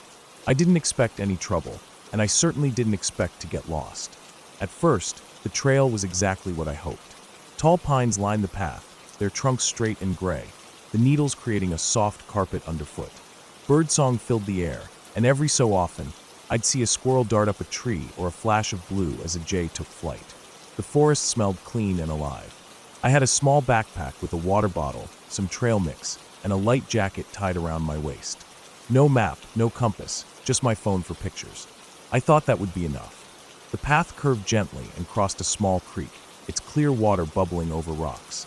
I paused to fill my bottle and take a few pictures, feeling the cold water run over my fingers. The sun climbed higher, and the forest started to thin out a bit. I thought about the meadow ahead and the view. The hike wasn't long, maybe 5 miles round trip, but something about the quiet made me lose track of time. After an hour, I came to a fork. One path went left, the other right. Both looked worn and used. The sign was old and faded, the writing nearly illegible. I thought I remembered reading that the meadow was to the right, so I took that path. It was narrower, the trees closer together. The light was dimmer, but I liked the shade. I walked for another 30 minutes. The trail began to slope upward, the ground uneven and covered with loose rocks. My legs ached a little, but I kept going. Then, without warning, the path disappeared. Where the trail should have been was just an open patch of dirt and leaves, blending into the woods around it. I stopped and looked back, but the trail I'd just come from was also harder to see. The trees crowded in, and the shadows stretched long across the ground. I pulled out my phone and checked the GPS. No signal. Nothing but a blank screen. That's when the first prickles of fear crept in. I wasn't exactly lost. I could see the sun and knew roughly which direction was south. But without a signal or a map, I had no idea how far off the trail I was. I started walking, trying to find any sign of the path again, but the forest seemed endless and all the trees looked the same. I told myself to stay calm. I'd been in the woods before, in parks and nature reserves. But this was different. The forest here was thick and the ground uneven. Every step I took made a dry crack or a snap that echoed louder than I expected. The silence around me wasn't peaceful anymore. It was heavy and suffocating. The sun dropped lower and the shadows grew longer and colder. I kept walking, telling myself I'd find the trail or reach a road soon. But the more I moved, the more I felt like I was going in circles. The trees closed in and the underbrush thickened. I caught my foot on a root and nearly fell. My water bottle rattled in my pack, and my throat was dry and itchy. I stopped to breathe, leaning against a tree. My heart was racing, not from the walk, but from the growing panic inside me. I tried to listen. No birds, no animals. Just the distant rustle of wind through leaves. The silence was complete, except for the sound of my own breathing. I thought about the things I should have brought: a map, a compass, extra water, food. Instead, I had a dead phone, a nearly empty water bottle, and a jacket tied around my waist that I wasn't sure would keep me warm once the temperature dropped. The light was fading fast. I knew I had to find shelter soon. I found a small clearing surrounded by tall pines. The ground was soft with pine needles, and there was a fallen log I could sit on. I emptied my pack, took out the jacket, and wrapped it around myself. My fingers were trembling, partly from the cold and partly from fear. I looked around, trying to figure out the best way to spend the night. No fire, no flashlight, no tools to start a fire if I had to. I thought about just waiting until morning, but the darkness was unsettling. Every crack of a twig or rustle of leaves sounded like something watching me. I settled down, trying to keep my breathing steady. My mind raced with thoughts. What if no one came looking for me? What if I had to spend the night alone in the forest? The idea of staying put made sense. I told myself not to wander in the dark. I tried to rest, but sleep was impossible. The night stretched on, long and cold. I heard animals moving around, maybe deer or raccoons. At one point, I heard a low growl, distant but clear. My body froze, and I held my breath. After a few minutes, the sound faded, but I didn't dare move until the first light returned. When dawn came, the forest looked different. The shadows receded, and the sun filtered through the branches, warming the earth. I felt a little more hopeful. I packed up my things and tried to find a way out. I walked for hours, careful to mark my path with broken branches and stones. My legs were sore, my stomach empty except for a few pieces of trail mix. I drank the last of my water slowly, knowing I needed it for energy. The forest was dense, but I kept moving toward where I thought the road might be. At some point, I stumbled onto a narrow dirt path, maybe an old logging road. It wasn't the trail I had started on, but it was better than nothing. I followed it, hoping it would lead to civilization. The sun was high when I finally heard the distant sound of a car engine. I ran toward the noise, breaking through the trees into a clearing. Ahead, I saw a gravel road, and on it, a pickup truck stopped with its driver looking around, concerned. When I reached the truck, I told them where I'd come from and how I'd been lost. They radioed for help, and soon, a park ranger arrived to escort me back. I was exhausted, sunburned, dehydrated, and scared, but alive. Back in my warm apartment days later, I thought about what had happened. No monsters, no ghosts, just a simple hike that went wrong because I wasn't prepared. It made me realize how small and vulnerable a person can be when faced with nature's vastness and unpredictability. I never took a hike without proper gear again. I learned to respect the forest's silence and shadows, and I understood that being lost wasn't about magic or fear, but about being human, alone and vulnerable in a world much bigger than me. And sometimes that is scary enough.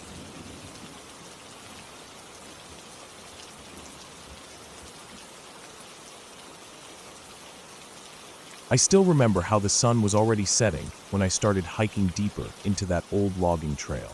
It was late October, and the air had the sharp bite of early fall, cool and dry, but not yet cold. The sky was a fading grayish blue, and the low sun cast long shadows between the trees. I had decided to go alone, wanting some time away from everything. Just me and the woods. No phone signal, no noise but the wind and the crunch of my boots on dry leaves. The trail was uneven and covered with dead pine needles and broken twigs. It twisted between tall pines and scattered maples, their leaves turning orange and red. I had packed a small backpack with water, some snacks, a flashlight, and a knife I'd bought years ago for camping trips. I didn't expect anything unusual. I just wanted to walk, clear my mind.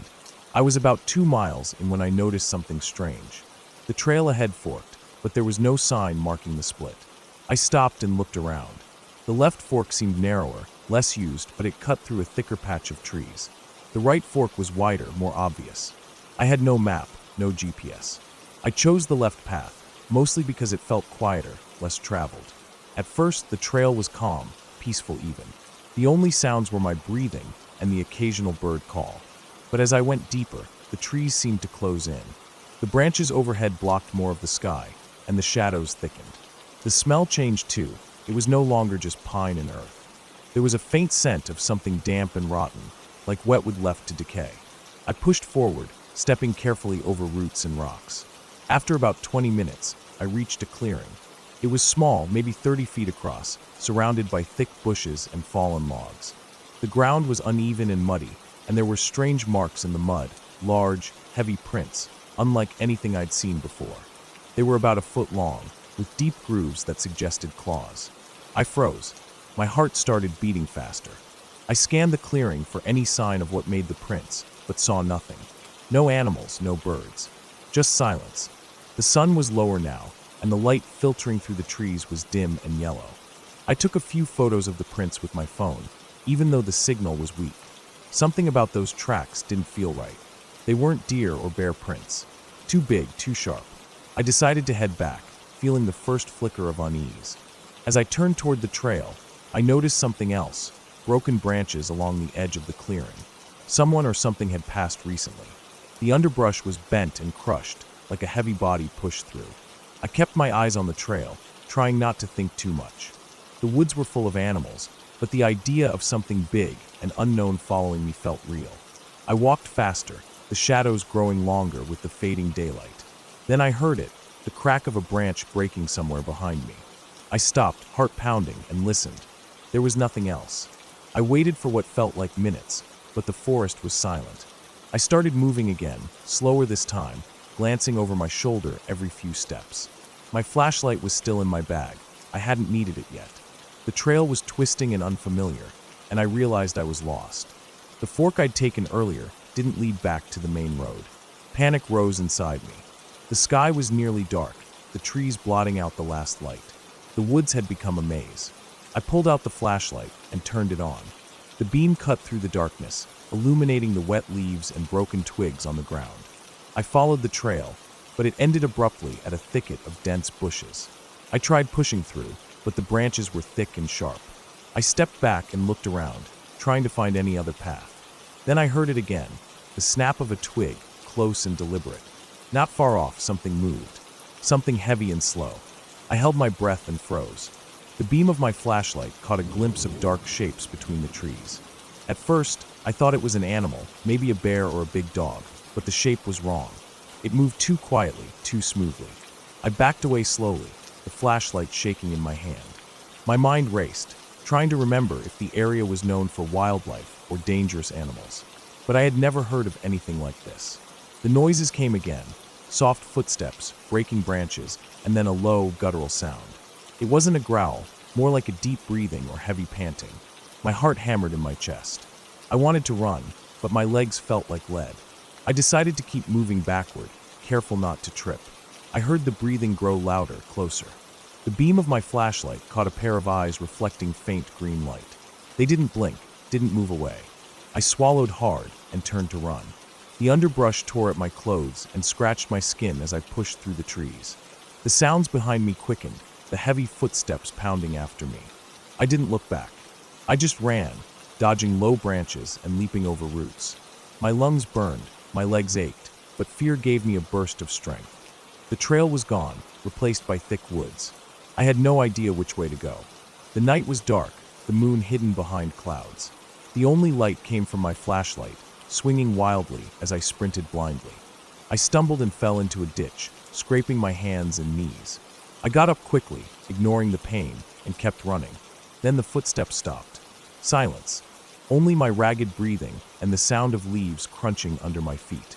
I slowed to a walk, eyes scanning the darkness for any sign of movement. Minutes passed. No sound. I stopped and listened hard, trying to calm down. My heart was still racing, but I felt like I had escaped whatever was following me. I realized I was wet, sweat or maybe rain. I looked up and saw that the clouds were breaking. The moon was peeking through. I took a deep breath and tried to get my bearings. I remembered a stream I had crossed earlier on the way in. If I could find water, I could follow it downstream to a road or town. I moved toward the sound of running water, using the flashlight beam to guide me. The ground was slippery and uneven, and the woods seemed to close in tighter the farther I went. The stream was small but clear, and I followed its edge, hoping it would lead somewhere safe. After what felt like hours, the forest started to thin. The trees were shorter, the ground less rough. I saw a faint glow in the distance, a street lamp maybe. I hurried toward it, feeling relief wash over me. Finally, I reached a paved road. The streetlights cast harsh yellow light on the wet asphalt. I was miles from the trailhead, but I was safe. I walked along the road until I found a farmhouse. The porch light was on, and a car was parked in the driveway. I knocked on the door until someone answered. They called the police for me, and I told them about the strange tracks, the heavy footsteps, and the feeling of being followed. They said the area had been known for illegal animal trapping, and that sometimes escaped or wild animals, like large dogs or wolves, had been spotted. They sent a team to check the woods, but they found nothing. After that night, I never went back to those woods. I couldn't explain what I saw or heard, but I knew something was out there, something wild, dangerous, and watching. It wasn't a ghost or monster from a story. It was real, and it was still out there waiting.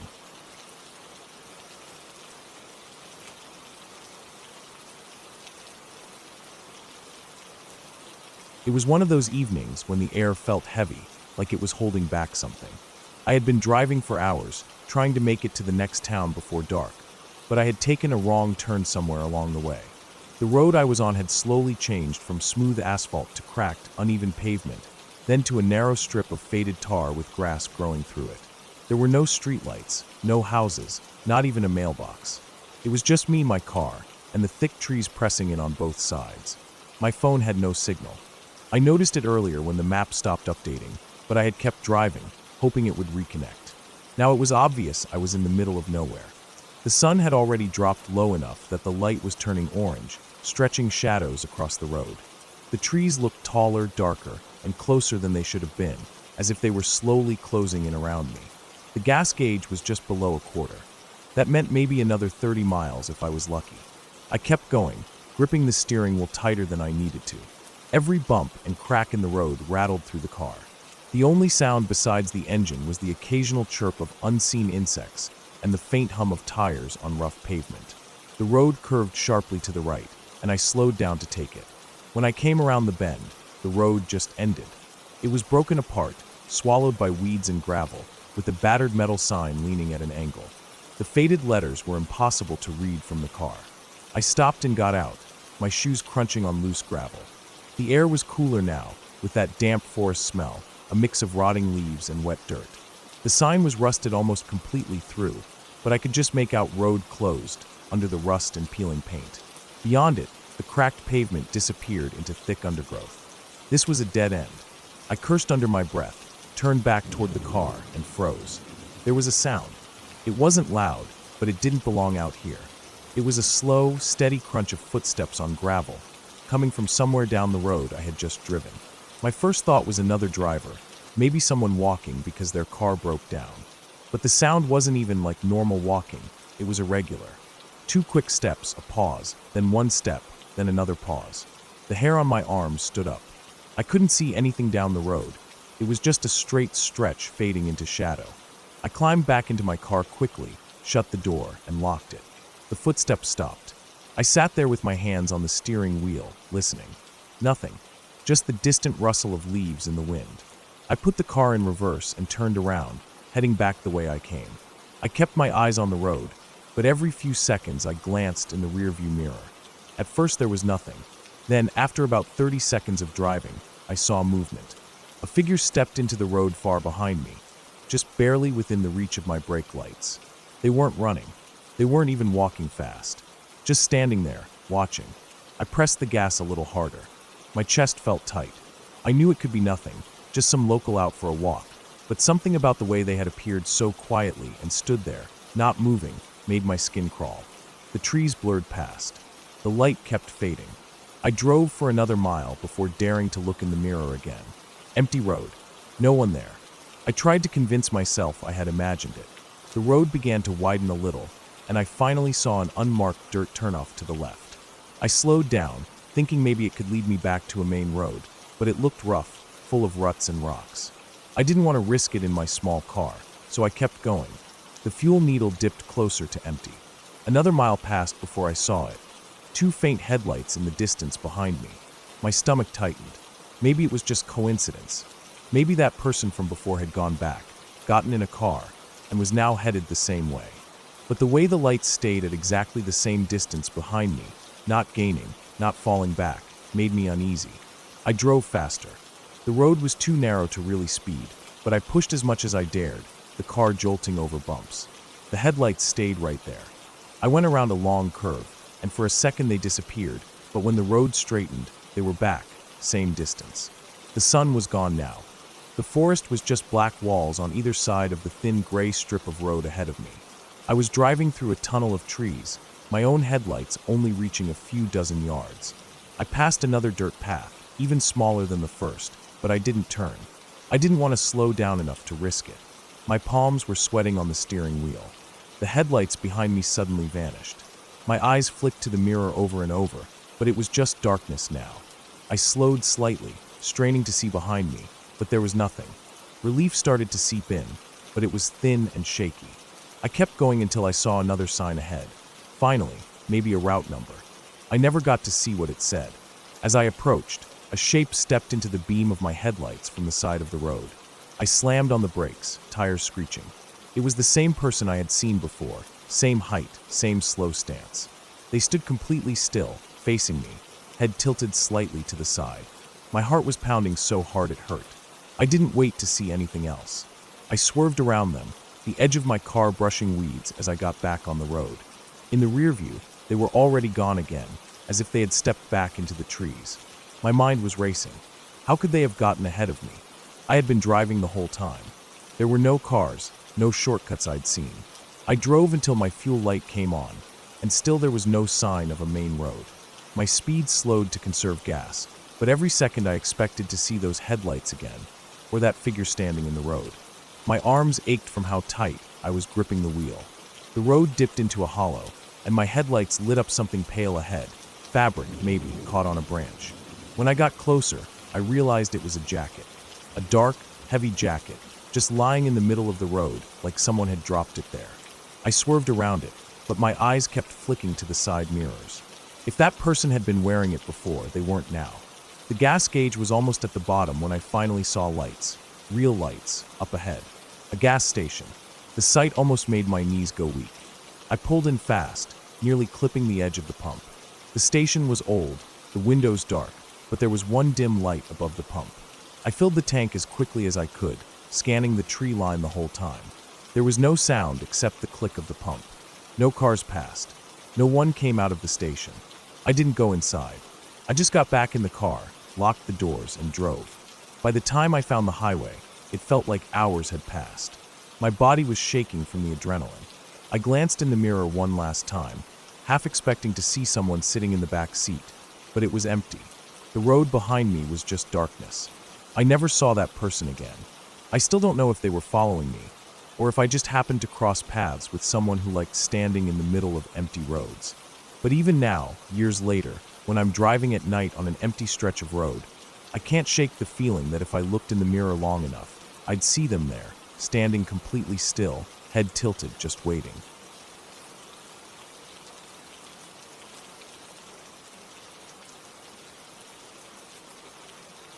It was supposed to be a quick trip, nothing more than a long drive through a rural area to pick up some tools I had bought from a man who lived in the middle of nowhere. I left late in the afternoon, thinking I would get there before it got too dark, but I underestimated how far out his place actually was. The farther I drove, the fewer houses I saw. The narrow two-lane road wound through low hills and patches of forest, and the streetlights eventually disappeared altogether. My phone signal was fading in and out, and I realized I hadn't passed another car in at least 15 minutes. There was a quiet weight to the area, the kind that made you feel like you were the only person for miles. By the time I reached the dirt driveway, the sun had dropped low enough that the treetops on either side were outlined in deep orange, and shadows stretched across the ground. The driveway was longer than I expected, with trees leaning in close on both sides. The man's property was about a half-mile from the main road, tucked behind a cluster of pines. His house was small, with peeling paint and a few pieces of rusted equipment lying around the yard. There was an old shed near the tree line, its door hanging crooked. I parked in front, grabbed the cash from my glove compartment, and walked up to the porch. The man was waiting there, the tools laid out on a workbench. He looked older than I'd pictured from our brief phone call, his face lined, his eyes sharp and watchful. He didn't talk much, just nodded toward the tools and waited while I counted the money. It only took a few minutes to load everything into my trunk, and soon I was back in my car, pulling out of his driveway. The sun had dipped below the horizon now, and the orange glow was fading into a deep blue. I drove slowly back down the dirt path, avoiding potholes and thick roots that had pushed through the ground. When I reached the main road, the headlights cut through a stretch of forest that seemed darker than before. I told myself I'd feel better once I hit a more open area, but the road just seemed to keep winding through dense woods, with no signs of houses or farms. About 10 minutes later, I noticed movement in my rearview mirror. At first, I thought it was just my imagination, the way headlights sometimes pick up shadows that shift as you move. But then I saw it again, something pale moving along the edge of the road, too quick to be a deer. I slowed slightly, squinting at the mirror, but the darkness behind me swallowed it up. My first thought was that maybe it was just a stray dog or coyote, though I couldn't figure out why it seemed to be keeping pace with my car. I told myself to focus on the road ahead. Out here, the last thing I needed was to get distracted and hit a deer. I kept driving, but the feeling wouldn't leave. The trees pressed in close, their trunks like black bars, and every so often I thought I saw that pale shape again, darting between them. My hands were tight on the wheel, and I could feel my heart beating faster, though I tried to keep my pace steady. It wasn't until I reached a slight clearing, a place where the trees pulled back from the road, that I realized whatever it was had moved closer. I didn't see it full on, but I caught enough of a glimpse to know it wasn't an animal. The shape was upright, human-sized, moving in quick, deliberate steps just inside the tree line. I drove faster now, telling myself it was nothing, maybe just someone walking home along the woods. But there were no houses anywhere near here, and no reason for anyone to be walking in pitch-black forest without a flashlight. The next few minutes felt stretched thin, every turn of the road taking me deeper into darkness. My high beams caught glints of eyes from animals in the brush, the occasional flicker of wings as a bird startled. But I kept glancing at the mirror, and each time, I thought I saw that shadow keeping up, never falling too far behind. After another mile, I passed an old wooden sign half swallowed by weeds, pointing toward a gravel road that cut into the trees. I didn't take it, but as soon as I passed it, I caught movement again, this time much closer. I gripped the wheel harder. My gut told me to get out of this stretch of road as fast as possible. I pressed the gas, the car's engine straining as I sped through the turns. My eyes flicked to the rearview mirror, and that's when I saw it clearly for the first time. A man, tall and thin, running along the ditch beside the road. His head was slightly lowered, his arms pumping hard, his pace matching mine. I couldn't make out his face in the shifting beam of my taillights, but there was no mistaking the shape. He was close enough that if I slammed on the brakes, he could have reached me in seconds. I don't know how long I kept my speed up, but eventually the road curved sharply, and I lost sight of him in the mirror. My breathing was fast and shallow, my palms sweaty against the steering wheel. I thought about calling the police, but my phone had no signal out here. I told myself that as soon as I saw another house or even a driveway, I'd pull in and ask for help. The problem was the road stayed empty. Every stretch looked the same, trees pressing in, the darkness beyond them thick and unbroken. Then, as I rounded another curve, I saw something that made my stomach clench. Up ahead, on the right side of the road, was a narrow opening in the trees. And standing just inside that opening was the man. He wasn't running anymore. He was standing still, facing the road, as if he had been waiting for me. I couldn't see his eyes, but I could feel his attention locked on me as I approached. I didn't slow down. I kept my hands firm on the wheel and pressed harder on the gas. My headlights swept over him for a brief second, and in that second I saw that his clothes were dark and torn, his posture tense. He didn't move as I passed, but I felt the urge to look in the mirror again, just to see if he was following. I forced myself not to. I kept driving, every nerve in my body screaming for me to get as far from that spot as I could. I don't know how far I went before I saw the first house, a single-story place with a dim porch light. I didn't stop, but the sight of it gave me a small measure of relief. A few minutes later, my phone regained signal, and I called a friend, telling them exactly where I was and that I'd be home soon. I didn't tell them about the man right then. I just needed to focus on getting back. When I finally reached the highway, the open space and streetlights felt like a different world. I drove straight home, every muscle still tight, checking the mirrors far more than I needed to. Even when I pulled into my driveway and shut off the engine, I sat in the car for a moment listening. The neighborhood was quiet, but in the back of my mind, I couldn't shake the image of that man standing in the trees waiting. I still don't know how he managed to keep up with me on those roads, or why he was there at all. All I know is that if I ever have to drive through that area again, it won't be alone, and it won't be after dark.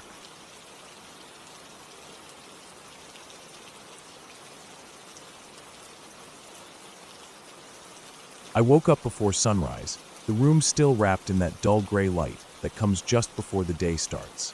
My plan had been to get out early for a long hike on one of the lesser-known trails a few hours outside of town. I'd packed my bag the night before, water, some food, a small first aid kit, flashlight, and a light jacket. I knew the weather could change quickly in the hills, and I didn't want to be caught unprepared. My phone was charged, though I didn't expect much service where I was going. By the time I reached the trailhead, the sun had just risen enough to put some color in the sky. The parking lot was empty. I had read that this particular route wasn't popular during the week, which I liked. I enjoyed being alone on hikes. It let me hear every sound, every rustle of leaves, every shift of wind through the trees. I signed in at the trail register and started walking. The air was cool and damp, and I could smell the soil and pine needles as soon as I stepped onto the dirt path. The trail began gently, winding through a mix of pine and maple, the ground soft with fallen leaves. Birds called here and there, but the sound seemed distant, almost muted. I walked at an easy pace, taking my time. The first few miles were smooth, and I only stopped to drink water and adjust my pack straps. As the morning wore on, the trail narrowed and began to climb. The trees thickened, blocking more of the sunlight. I checked my GPS app just to confirm I was on track, and the signal flickered before freezing. That was expected out here, so I tucked my phone away and relied on the paper map I'd brought. By late morning, I reached a ridge where the trees parted just enough to see a valley stretching far below. A narrow line of river glinted in the distance. I took a short break there, sitting on a rock and eating a granola bar. The wind up on the ridge was cooler, and I could feel it pulling heat away from my skin. I thought about turning back, but decided to press on to a small lake. The map showed another 3 miles ahead. Past the ridge, the trail dipped into darker forest. The air felt heavier here, the smell stronger, damp earth, old wood, something faintly metallic. My steps sounded louder, even though I was moving at the same pace. I kept catching myself glancing over my shoulder, though I hadn't heard anything unusual. An hour later, I stopped to sip water and noticed how quiet it had become. The wind had died completely, and I couldn't hear a single bird or insect. It was like walking into a room after someone's just turned off a fan. That sudden awareness of silence. I tightened the straps on my pack and kept going. The lake was smaller than I expected, ringed by reeds and surrounded on 3 sides by steep ground. The surface was still, dark, reflecting the trees like a mirror. I sat for a few minutes, eating the rest of my food, but I didn't feel relaxed. The silence pressed on me, making me aware of every small movement. The shift of my shoes in the dirt, the faint creak of my backpack frame. I decided not to linger. The thought of retracing my steps felt comforting, like heading towards something familiar. I started back at a steady pace, but about 20 minutes later, I noticed something strange. The trail in front of me had fresh scuff marks, not from boots but from something wider, dragging across the dirt. It looked like something heavy had been pulled along the path, weaving slightly from side to side. The marks were new. The edges of the disturbed dirt were still sharp, not softened by wind or leaves. I hadn't seen them on my way in. I slowed down, scanning the trees. They were dense enough that I couldn't see far into them. The marks continued for maybe 50 feet before veering off the trail into the undergrowth. I kept walking, telling myself it was probably someone hauling gear for fishing or hunting, but the unease in my stomach didn't go away. Another mile in, I heard it, a faint snap of a branch somewhere behind me. I stopped instantly. The silence closed in again. I turned my head slowly, but there was nothing to see, just layers of trees fading into shadow. I told myself it could have been a deer. Still, I picked up my pace.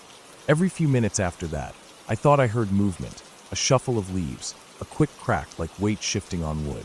Always behind me, never ahead. I resisted the urge to look back constantly. I didn't want to trip or miss my footing. My breathing grew louder in my own ears. Eventually, I reached the ridge again, the open space giving me some relief. I stopped there and actually turned all the way around. Nothing moved. I listened for a full minute. The air was completely still. I walked on, faster now, my focus narrowing to just making it back to the trailhead. The forest seemed darker than before, though I knew it was still mid-afternoon. My mind kept circling back to those drag marks, wondering what could make them and why they hadn't been there earlier. I kept my hands free, ready to drop my pack if I needed to move faster. Half a mile from the parking lot, the sounds behind me came again, but closer. Definite footsteps this time, matching mine, stopping when I stopped. I didn't turn around. Instead, I broke into a steady jog, ignoring the burn in my legs. The trail curved, and I caught sight of the bright rectangle of the lot through the trees. I pushed myself until I was on the asphalt, breathing hard. I glanced back once. Nothing on the trail, just the still trees. I got into my car quickly, locking the doors, and sat there with my hands on the wheel, waiting for my breathing to slow. As I pulled out, I saw something in the side mirror. A figure just at the tree line where the trail met the lot, standing still. The shape was indistinct at that distance, but it was tall, not hunched like an animal. It didn't move as I drove away. I didn't stop until I was well onto the main road, the forest shrinking in the rear view. The whole drive home, I kept replaying the silence, the drag marks, the matched footsteps. I never saw the figure's face, never knew if it had followed me from the lake or had been waiting along the trail all day. I haven't gone back to that trail since. Even now, when I think about it, I can still feel that unnatural quiet pressing against my ears and see the faint lines in the dirt, leading away into the trees. Some part of me is certain that if I had stepped off the trail to follow them, I wouldn't have come back.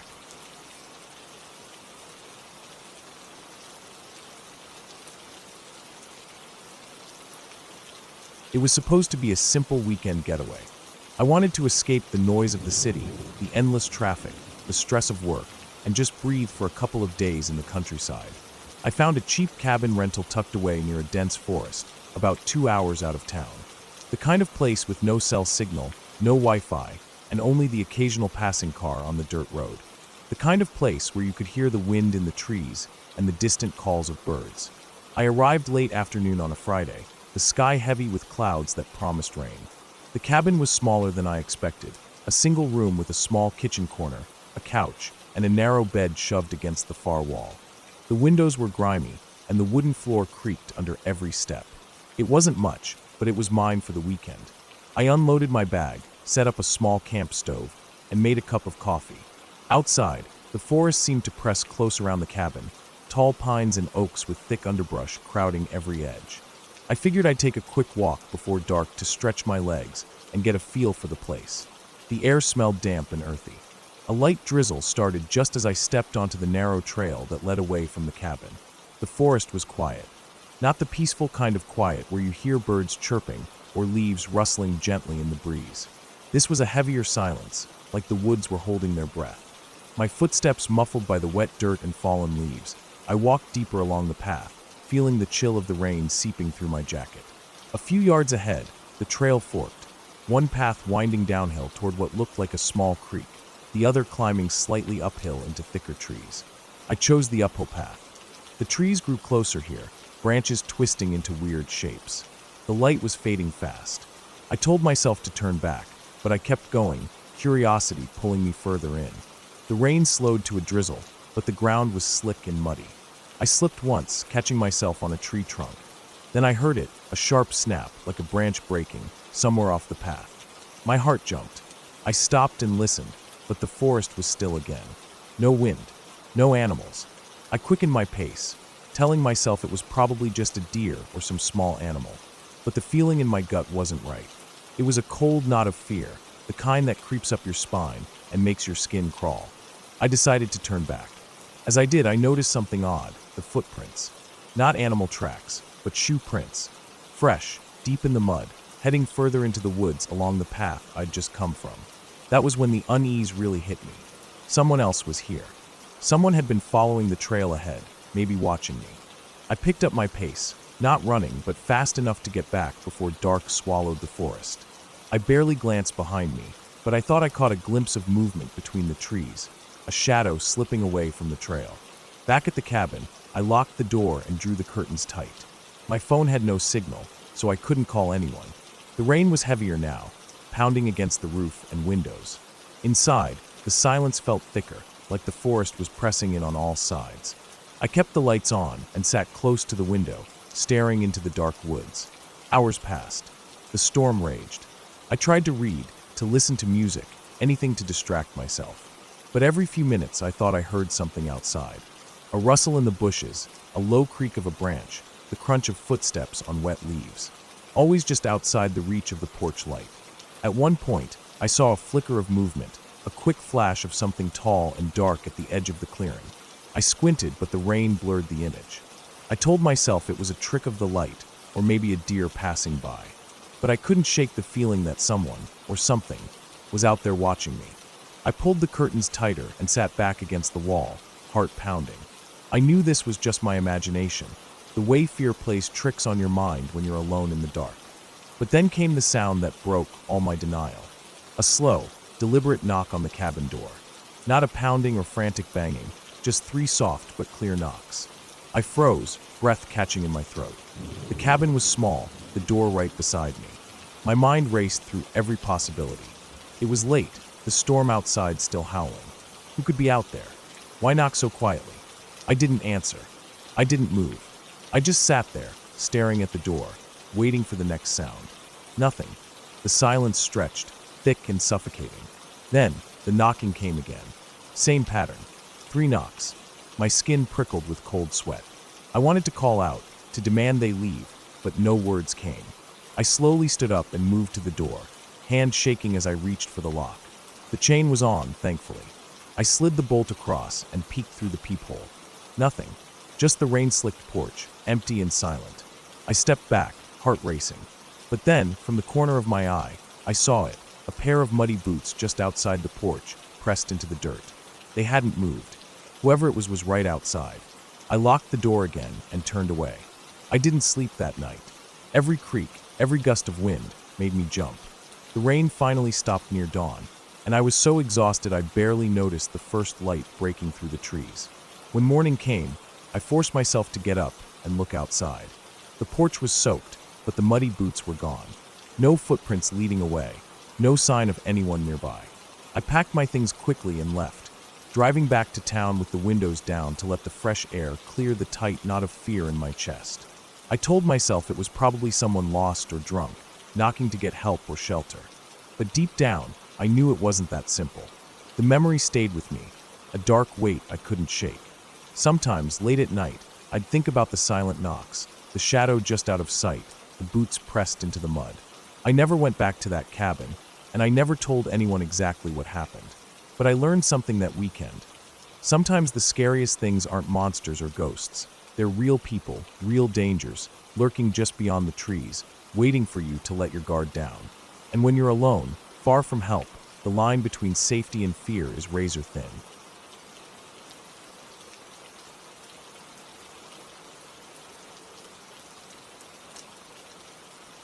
I had been driving for hours that day, following the narrow two-lane highway that cut through the middle of nowhere.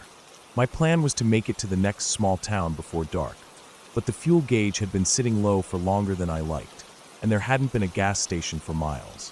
The scenery didn't change much, long stretches of fields, patches of forest, and the occasional dirt road disappearing into the distance. I kept glancing at the map on my phone, but the signal came and went. At one point, I realized I hadn't passed another car in at least 30 minutes.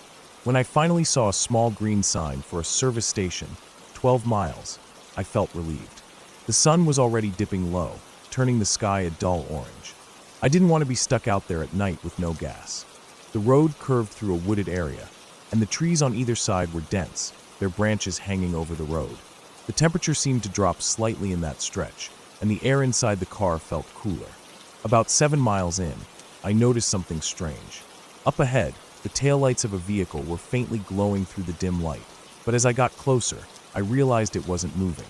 It was an old pickup truck pulled halfway off the road. The driver's side door was open. I slowed down a little, scanning for someone nearby, but I didn't see a person. I thought maybe the driver had gone to relieve themselves in the woods, but the way the door hung wide open, and the fact that the truck was parked at an odd angle, made me uneasy. I didn't stop, I just drove past, keeping my eyes forward. The gas station finally came into view a few minutes later. It was small, with only 2 pumps and a single store building. The windows were dusty, and the lights inside were dim, but the pumps looked like they were working. I pulled up and got out, the air outside smelling faintly of fuel and damp leaves.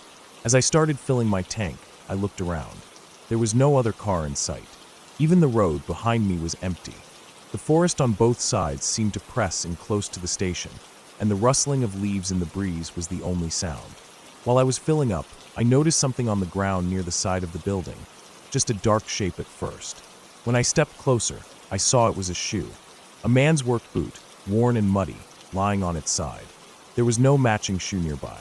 I straightened up and glanced toward the trees, my skin prickling a little. I didn't see anyone. I went back to the car, paid at the pump, and got ready to leave. As I pulled out, I looked in my side mirror and saw movement at the edge of the forest. It was far back in the trees, maybe 40 feet in, but it looked like a person, just a glimpse of someone standing still. I couldn't make out any details in the dim light. My first thought was that maybe it was the owner of the truck I had seen earlier. But something about the way they stood, completely still, watching, made me grip the wheel tighter. I told myself not to stop, not to look too long, and I drove off. The next stretch of road was even narrower, with no shoulder. It wound deeper through the woods, and the last bits of sunlight were fading. I kept glancing in my mirrors, but there was no sign of headlights behind me. Still, I couldn't shake the feeling of being watched. At one point, I thought I saw movement in the trees alongside the road, just quick, fleeting glimpses, like someone pacing me through the forest. I told myself it was probably deer or some other animal, but the thought didn't settle well. About 10 minutes later, I came to a curve where the road dipped and then rose again. As I rounded it, my headlights swept across something that made my stomach clench. There was another vehicle, an old sedan this time, parked off the road in the shadows. Its driver's side door was also open. No one was inside.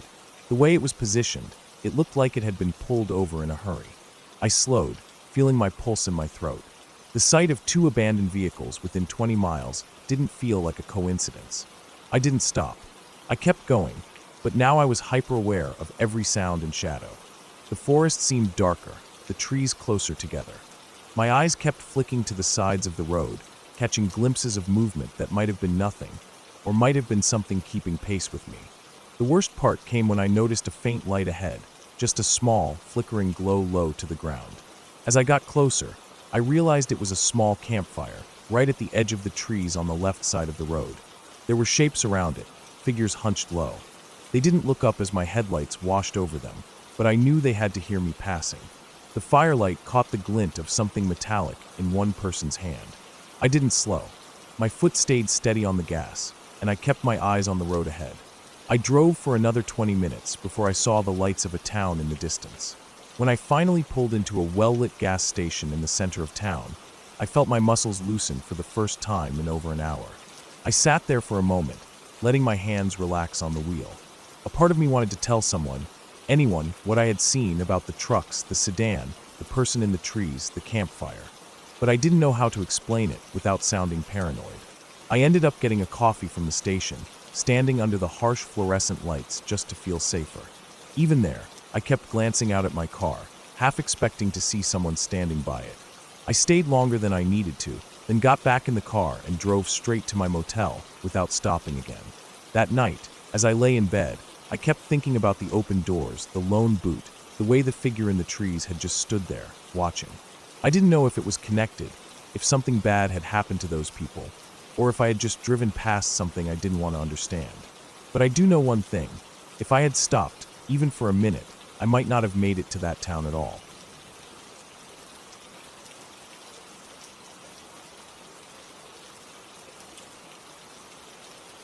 It started as an ordinary late summer afternoon, the kind where the air feels heavy but not yet suffocating, where the warmth of the day still lingers, but the shadows have already begun to stretch long and sharp. I had gone out for a drive, not for any particular reason, just to get away from the noise in my own head. I took a long stretch of highway that eventually tapered into a two-lane road cutting through fields and scattered patches of woods. There was hardly another car in sight. The kind of emptiness that makes you realize just how far you've wandered from the comfort of busy places. Eventually, I saw a side road, more of a gravel path, disappearing into a cluster of tall trees. There was no sign, no indication of where it led, but something about it pulled me in. It felt like the kind of place no one bothered to drive down, unless they had a reason. I slowed, turned onto it, and let the crunch of gravel under my tires take over the quiet hum of the engine. The branches arched over the road like a tunnel, filtering the sunlight into scattered gold patches that flickered over the windshield.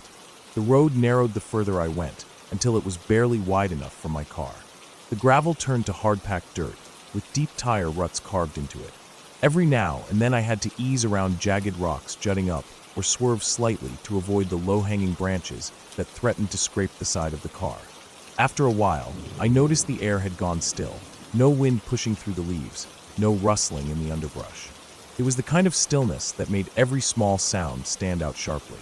I had been driving maybe 15 minutes when the road dipped into a small clearing. On one side, the trees thinned out into a marshy area with tall grass. On the other, the forest pressed in dense and dark. There was a narrow pull-off where I stopped, killed the engine, and stepped out. The moment I opened the door, the heat hit me, thick, damp, and still. The smell of wet earth and stagnant water hung in the air. Somewhere far off, I thought I heard the faint hum of insects, but it was oddly muted. I walked a few steps into the clearing, my shoes crunching over dried mud. The ground felt uneven, like it had been churned up by something heavy in the past, but had since hardened. I couldn't shake the feeling that the place hadn't been visited in a long time. I kept glancing toward the tree line, where the darkness between the trunks seemed to swallow the light faster than it should. I told myself it was just the thickness of the growth, the way the canopy blocked the sun. I decided to explore a little further, figuring I could follow the dirt track on foot for a while. The road curved around the marsh and disappeared behind a rise. As I walked, I noticed the ground in some spots was soft enough that my shoes sank slightly, leaving shallow prints. Every step I took seemed louder than it should have been. There were no birdsong, no rustling animals, just my own movements. I crested the small rise and saw that the road sloped down into a hollow where the trees crowded close on either side. The shadows pooled thick here, and the air felt cooler. The dirt showed more tracks, deep, heavy impressions, but not from cars. They were irregular, wide in some spots and narrowing in others. Some looked old and dry, others fresher, edges still crumbly. I couldn't tell what had made them.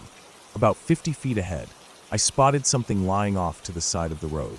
At first I thought it was a piece of discarded tarp or fabric, but as I got closer I saw it was a torn mud-caked jacket. It looked like it had been there a long time. The fabric faded and stiff, one sleeve twisted unnaturally, as if it had been yanked hard. A couple of feet away lay a single cracked boot. There was something unsettling about how they were placed, not scattered randomly, but almost in a line, like someone had been walking and just left them behind one at a time. I told myself it could have been some hunter's old gear, maybe abandoned after getting stuck in the mud, but the thought didn't sit right. There was no sign of decay on the fabric beyond weathering. No moss, no animal damage, yet it didn't feel recent either. I kept moving, but more slowly now, my eyes scanning both the road ahead and the undergrowth to either side. That was when I noticed it, something faint, almost inaudible at first. A low, rhythmic sound, far off but coming from deeper in the trees. At first it was just a faint thump, then a pause, then another. Not footsteps exactly, heavier, more deliberate. I stopped walking and held still. The sound stopped too. The silence that followed felt even heavier, like the air itself was listening. I waited a good 30 seconds before moving again, but this time I stayed on the balls of my feet, placing each step carefully to avoid breaking twigs. The road narrowed further, hemmed in by the forest so tightly that the branches brushed my shoulders. Ahead, the ground seemed disturbed again. Small mounds of loose dirt scattered like something had been digging. When the sound came again, it was closer. Still that slow, deliberate thump, followed by a faint shift of weight, like something large adjusting its position. I turned my head slowly toward the direction it came from, peering through the tangle of trunks and shadows. At first I saw nothing, then my eyes caught the faintest hint of movement, a darker shape among the dark, holding perfectly still. I couldn't make out details, but I knew it was there. My instinct told me to back away without turning my back to it. I stepped slowly, carefully, retracing my path toward the rise. My breathing felt too loud, my heartbeat hammering in my ears. The shape didn't move, but I could feel its attention, as real as if it had laid a hand on me. I made it back to the top of the rise and only then turned fully, walking faster toward the clearing where my car waited. Halfway there, I heard the sound again, but now it was behind me on the road, no longer distant. I didn't dare look. My walk turned into a measured jog, then into a run as the stillness broke, and I thought I heard something heavy shifting through the underbrush parallel to me. Branches snapped, brush rustled, but every time I pushed my speed a little faster, the sound seemed to keep pace. When I reached the clearing, I yanked the car door open, got inside, and slammed it shut. My hands shook as I jammed the key into the ignition. For a moment the engine didn't catch, the starter whining in the dead air, and my stomach dropped. When it finally roared to life, I threw it into reverse, spun the wheel, and shot back up the gravel track without looking back. I didn't stop until I was several miles away on the highway, the trees just a line in my rearview mirror. Even then, I couldn't shake the feeling that whatever had been in those woods hadn't stayed behind, that somehow it had marked me in the same way I had noticed it. That night, lying in bed, every creak of the house, every groan of the settling would made my chest tighten. I kept thinking about the jacket, the boot, the way the air had gone dead silent. I never went back to that road, never even tried to find it on a map. But every so often, when I'm driving through a rural stretch or passing a wall of trees along a field, I feel that same pressure in the air. And I know that if I stopped and stepped inside, I might hear that slow, deliberate thump again, waiting just far enough away for me to wonder if I'm imagining it.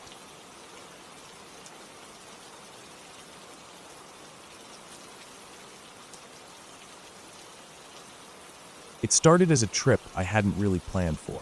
I had a few days off from work and no real obligations, so I decided I'd drive out into the countryside and spend some time alone.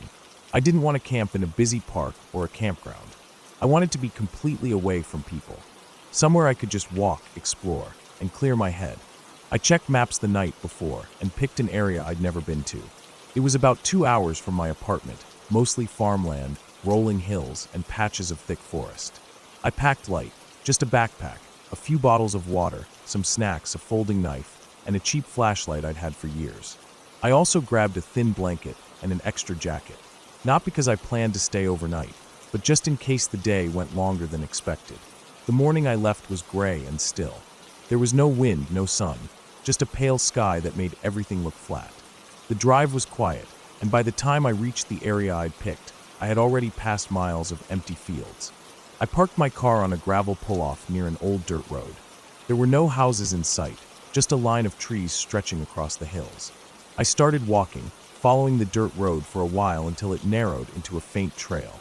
The deeper I went, the quieter it got. Even the faint hum of distant traffic was gone. I could hear my own breathing and the sound of my boots pressing into the damp soil. After an hour, I reached a clearing with an abandoned shack. It was small, maybe the size of a shed, with part of the roof caved in. The wood was gray from years of weather. I didn't go inside, just looked at it for a moment, and then kept walking. The trail narrowed even more, and soon I was pushing through tall grass and small saplings. I didn't have a destination, but I kept going until the ground started sloping downward. The forest grew denser here. The air was cooler, and the light dimmed as the trees closed in overhead. The ground was soft with layers of old leaves. It felt untouched, like no one had been here in a long time. I walked for maybe 20 more minutes before I noticed something odd. There were footprints in the mud near a fallen log. They weren't fresh, but they weren't old enough to have completely faded either. The size suggested they belonged to a man, and they went in the same direction I had been heading. It didn't mean much. Maybe another hiker had been through here a few days ago. But the fact that this place seemed so empty made the tracks stand out to me. I kept going, following the same direction, though I told myself I wasn't tracking anyone. The land flattened again, and I found myself in another clearing, this one bigger than the first. There were the remains of a fire pit, just a circle of stones with ash in the center. The ash was gray, not black, meaning it had been a while since it was used. Still, it meant someone had camped out here before. I paused, listening. The forest was dead quiet. No wind in the branches, no birds, not even the distant snap of a twig. I don't know why, but it made me uneasy. I decided to rest for a bit, sitting on a fallen log and drinking some water. That's when I noticed something else. At the far end of the clearing, where the trees started again, there was another trail, fainter, almost hidden. It didn't look like a deer trail. The ground was too flat, and there were signs of human disturbance. Small bits of cloth caught in the bark of a tree, a broken branch with clean edges. I don't know what made me take it, but I did. This trail was different. It twisted and curved, like it was avoiding something. At one point it dipped into a shallow gully where the ground was soft and wet. My boots sank slightly with each step, leaving clear imprints. That's when I noticed a newer set of prints, again man-sized, and this time fresher. They were deep, meaning whoever made them was carrying weight. Something in me hesitated. I had told no one where I was going. I had no cell signal. And now I was in an area where someone else clearly had been, maybe very recently. Still, I kept going. The trail finally opened into another space, this one strange. It wasn't a clearing exactly, but more of an area where the trees thinned out and the ground was bare dirt. In the middle of it, there was a structure, something built from branches and logs. It looked like a crude shelter, leaning against a tree trunk. The wood was lashed together with strips of cloth and what looked like thin rope. I stopped well back from it. There was no movement, no sound. The shelter's opening faced away from me. I could see objects inside, but not clearly, just shapes. I didn't move closer. I don't know how long I stood there, but at some point I realized I was holding my breath. The air felt heavier here. My skin prickled, and my instincts told me I shouldn't be here. Then, faintly, I heard something. It was the sound of footsteps, slow and deliberate, somewhere behind me. I turned my head slightly, scanning the trees. At first, nothing moved. Then, out of the corner of my eye, I caught a glimpse of something dark passing between trunks. The steps were careful, almost too careful, as if whoever it was didn't want to be heard, but was close enough that I could hear them anyway. My pulse started to hammer. I didn't call out. I didn't run right away. I just started walking back the way I'd come, slow at first, then faster. The footsteps behind me matched my pace. When the trail dipped into the gully again, I glanced back. I couldn't see anyone, but I knew I wasn't alone. The air felt wrong, too still, too focused, like all of the forest was holding its breath with me. I started running.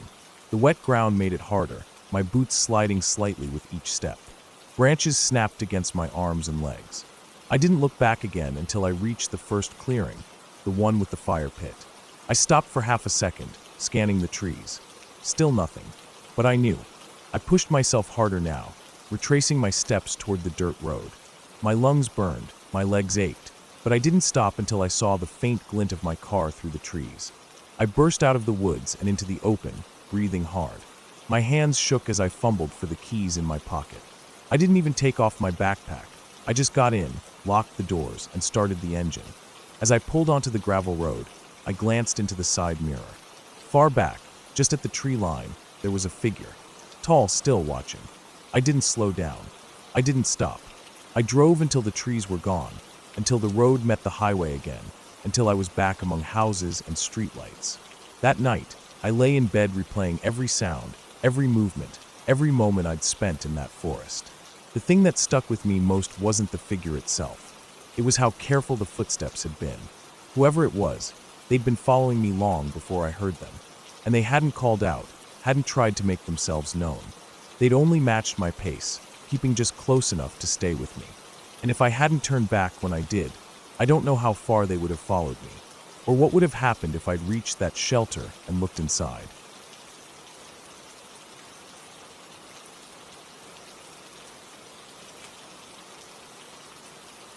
The cold night wrapped around me like a heavy blanket, thick and unyielding.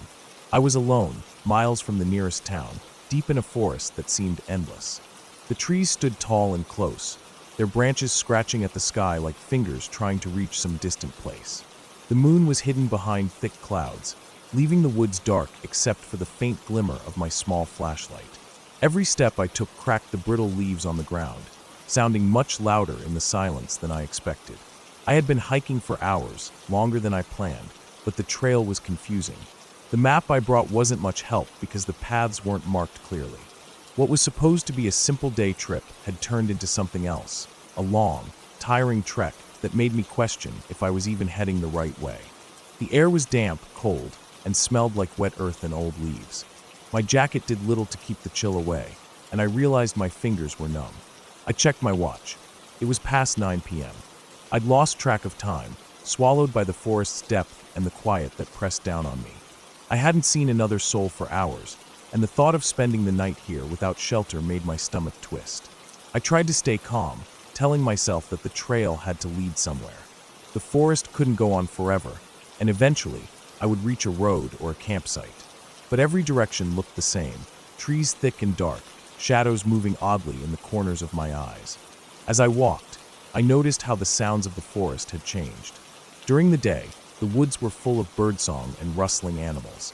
Now, the only noises were the soft wind through the branches and the occasional snap of a twig underfoot. Even the usual chorus of frogs and insects was gone. The silence was unnatural and made me uneasy. Then I heard it, a faint sound like footsteps. Slow, heavy steps on the leaf-covered ground.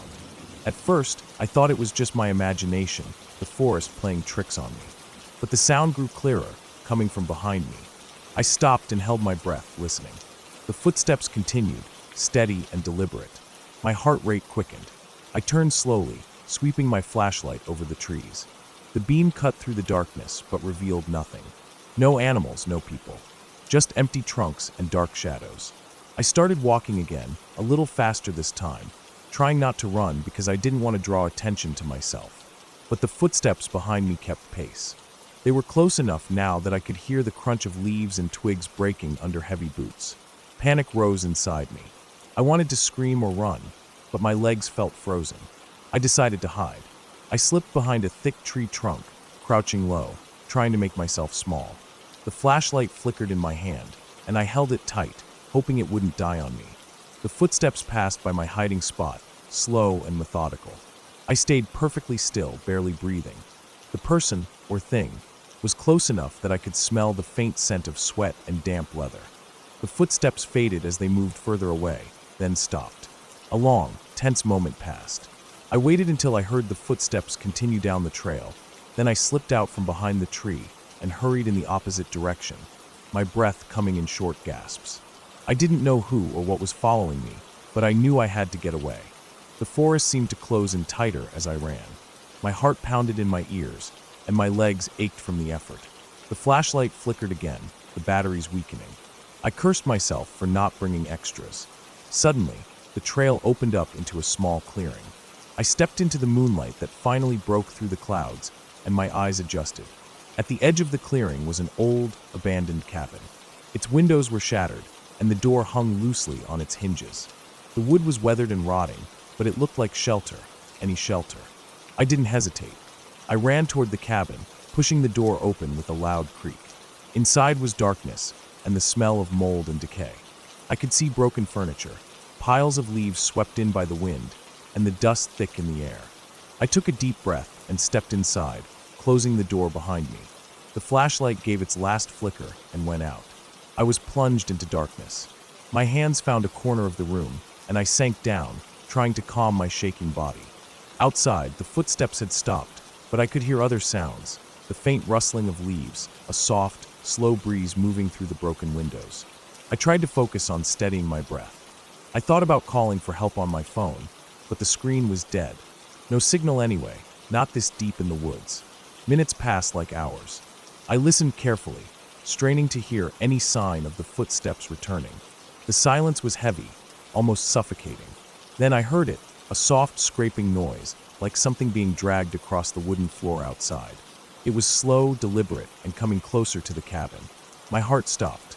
I pressed myself against the wall, barely daring to breathe.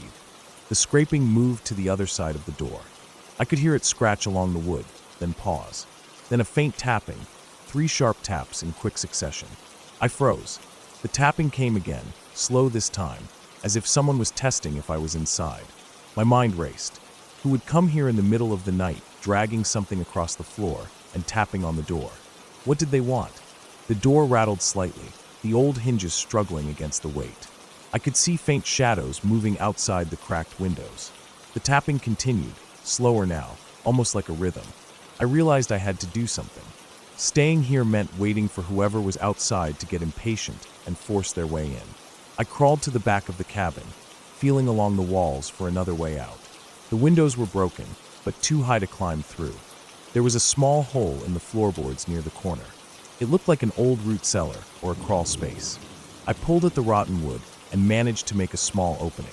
Without thinking, I squeezed through the hole, dropping into cold, damp earth. The crawl space was cramped and smelled like mold and decay. I could hear the faint sounds of the forest above me. I stayed still for a long time, listening. The tapping stopped. The scraping noise faded. Silence returned. I waited until the first light of dawn began to filter through the cracks in the cabin floor before I dared to move again. Climbing out carefully, I looked around the clearing. No sign of anyone or anything. I didn't stop to rest. I headed toward the east, where the sun was rising, hoping to find a road or trail. My legs were weak, and my throat was dry, but the need to escape pushed me forward. Hours later, I stumbled onto a dirt road. It wasn't paved, but it was a clear path.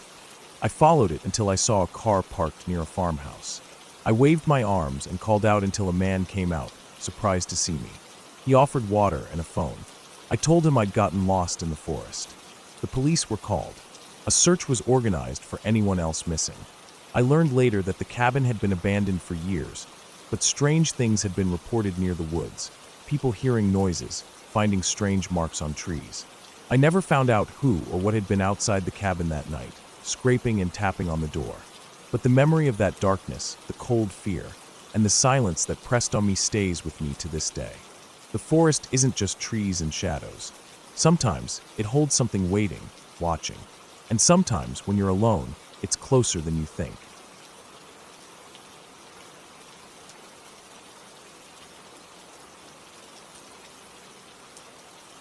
It started as a simple plan. I had the day off work and wanted to clear my head. I decided to go hiking in a national forest a couple of hours away from where I live. I had been there a few times before, but only stuck to the main trails. That morning, I told myself I would take a longer route, maybe explore some of the smaller side paths I had always passed without thinking. The weather was perfect for it. The sun was bright, the air was cool, and there was a faint breeze that moved through the trees in soft waves. I packed light, just a backpack with 2 bottles of water, a few granola bars, my phone, and a small first aid kit I always kept for hikes. I wore my usual hiking boots, comfortable but sturdy, and a light jacket tied around my waist in case the temperature dropped later. The drive there was peaceful, the kind of quiet where you can just hear the hum of your own car against the road. By the time I arrived, the parking lot was almost empty except for 2 other cars. I took that as a good sign. I like quiet trails. The first part of the hike was exactly what I wanted. The path wound through tall pines, their branches so high above me that they seemed to block part of the sky. The forest floor was covered in soft layers of old needles, and every step I took felt muffled. Now and then I would hear the rush of a bird flapping from one branch to another, or the sudden scurry of a squirrel through dry leaves. I didn't see another person for at least an hour, and when I did, it was just a couple heading the other way. We nodded at each other and kept going. After another mile or so, I noticed a narrow trail splitting off to the left. It wasn't marked, but I remembered seeing it on my last trip and wondering where it went. The ground there looked more uneven, less used, but something about it pulled me in. I figured I had time. I stepped off the main trail and onto it, thinking I'd follow it for a little while and then turn back. The air seemed different almost immediately. The sound of the breeze softened, and the trees felt closer together. The ground was covered in more undergrowth, with roots sticking up like thin, crooked fingers. I walked slower, watching my step. The path twisted and dipped, making it hard to tell which direction I was moving. At first, I liked the change. It felt like I was exploring something hidden, but after about 20 minutes, I realized I hadn't seen any signs or markers. Still, I wasn't worried yet. I kept going, thinking the trail would loop back around or connect to the main one. That's when I started noticing small things that made me uneasy. The forest was too quiet now. I couldn't hear birds anymore, and even the wind seemed to have died. The only sound was the crunch of my boots. I tried to shake it off, telling myself maybe it was just the time of day. Maybe animals had moved deeper into the woods. Another 20 minutes passed before I admitted I had no idea where I was. The trail had faded in some spots, forcing me to guess the direction. My phone still had service, so I pulled up the GPS, but the signal kept cutting in and out. When it did load, it only showed a vague green area with no detailed map of the smaller trails. I thought about turning back the way I came, but the twisting path and the constant small changes in the landscape made me second-guess my memory of it. I decided to keep moving forward, hoping I'd find a clearer path. The sun had shifted by then, and light was filtering through the trees at a lower angle, giving everything a sharper, more shadowed look. I could feel the temperature dropping, so I stopped to untie my jacket and put it on. That's when I noticed something about the ground ahead. The soil looked disturbed, like it had been dug or kicked up recently. There were impressions, not exactly boot prints, but not animal tracks either. They were irregular, deeper on one side, and leading farther into the trees. I stood there for a long moment, debating. Maybe it was just a hiker ahead of me, but the odd shape of the impressions made me hesitate. I kept going, though, telling myself I was just being paranoid. The path narrowed even more, and the branches of the trees on either side started to form a kind of tunnel. The light dimmed as I went deeper, and I found myself glancing over my shoulder more often than I wanted to admit. At one point, I thought I heard something behind me. It wasn't loud, just the faint crack of a twig. I froze, listening. The forest was silent again, but now I couldn't shake the feeling of being watched. I tried to ignore it and pushed on. My pace quickened without me deciding to speed up. The path dropped steeply into a small gully, and I had to grab onto tree trunks to keep from sliding. At the bottom, there was no clear trail, just tangled brush and rocks. I stopped there, breathing hard, and tried to figure out my next move. The light was fading faster now, the sun slipping lower behind the trees. I decided I needed to head back, even if I wasn't sure exactly where the trail was. I turned around and started climbing back up the slope. That's when I heard it again, another faint snap, this time closer. I told myself it could be a deer. I wanted to believe that, but my instincts wouldn't settle. The air felt heavier, like it was pressing against my ears. I kept moving, forcing myself not to look back too much. When I reached the top of the slope, I paused again, listening. Nothing. No wind, no animals, no distant sounds of people. I walked faster, scanning for anything familiar, but the trail looked different now. I couldn't tell if I had taken a wrong turn earlier, or if the forest was just playing tricks on me. My GPS was useless again. I pulled out one of my water bottles and took a drink, trying to steady my nerves. My hand shook slightly as I screwed the cap back on. Not long after that, I spotted something off to the side, a small piece of fabric caught on a branch. It was dirty, weathered, and looked like it had been there for a while. I don't know why, but seeing it made my stomach tighten. It was proof that someone else had been here, but it didn't feel reassuring. I kept moving, but now my eyes darted between the trees, half expecting to see someone step out. Shadows shifted as the light faded, and more than once I thought I saw movement in my peripheral vision. Every time I turned my head, there was nothing. My breathing grew shallow, and I could feel the sweat under my jacket, despite the cold creeping in. The deeper I went, the more disoriented I became. I couldn't tell which direction the main trail was anymore. The forest was starting to look the same in every direction: dark trunks, tangled branches, uneven ground. I tried to pick a direction and stick to it, but the landscape seemed to funnel me into thicker growth. At one point, I thought I saw a clearer path ahead, so I pushed toward it, brushing past branches. But when I reached it, I realized it wasn't a trail at all, just a narrow, trampled strip of earth that ended in a deadfall of broken trees. That's when I heard the sound again. Not a twig snapped this time, but something heavier, like a footstep. I froze completely, my heart pounding so hard I could feel it in my throat. The sound had come from somewhere behind me and slightly to the left. I stayed still, barely breathing, listening. There was nothing for several seconds, and then another faint step, closer this time. That was enough. I turned and started moving quickly, no longer caring if I was going in the right direction. I just wanted distance between me and whatever was there. The undergrowth tore at my pants and scratched my hands as I shoved past it. My boots slipped on damp patches of leaves, and I had to catch myself against tree trunks. I kept glancing back, but the dimness made it hard to see more than a few yards. My mind kept running through possibilities: a person, maybe someone living out here, maybe just another hiker. But none of them made me feel any better. The steps behind me were gone now, or maybe I was just making too much noise to hear them. After what felt like forever, I spotted a sign nailed to a tree up ahead. Relief surged for a moment, until I got close enough to see it was old, the paint faded and peeling. It pointed toward a trailhead I didn't recognize, and the arrow was barely visible. Still, it was something. I followed the direction it pointed, hoping it would lead somewhere. The forest began to thin slightly, and the ground sloped downward.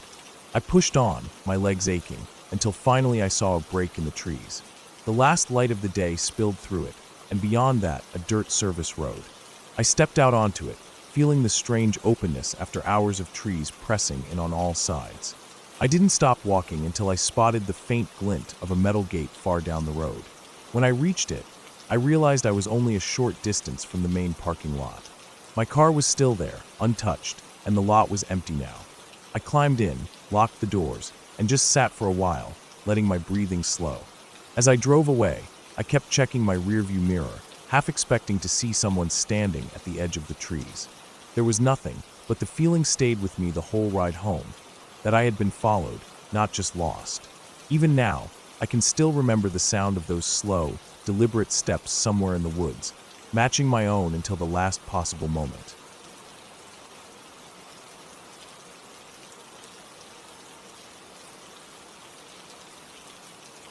I woke up before sunrise, the room still wrapped in that dull gray light that comes just before the day starts.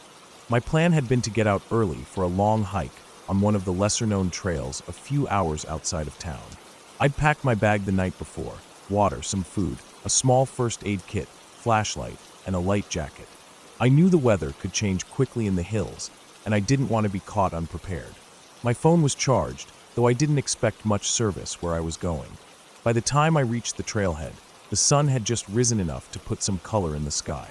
The parking lot was empty. I had read that this particular route wasn't popular during the week, which I liked. I enjoyed being alone on hikes.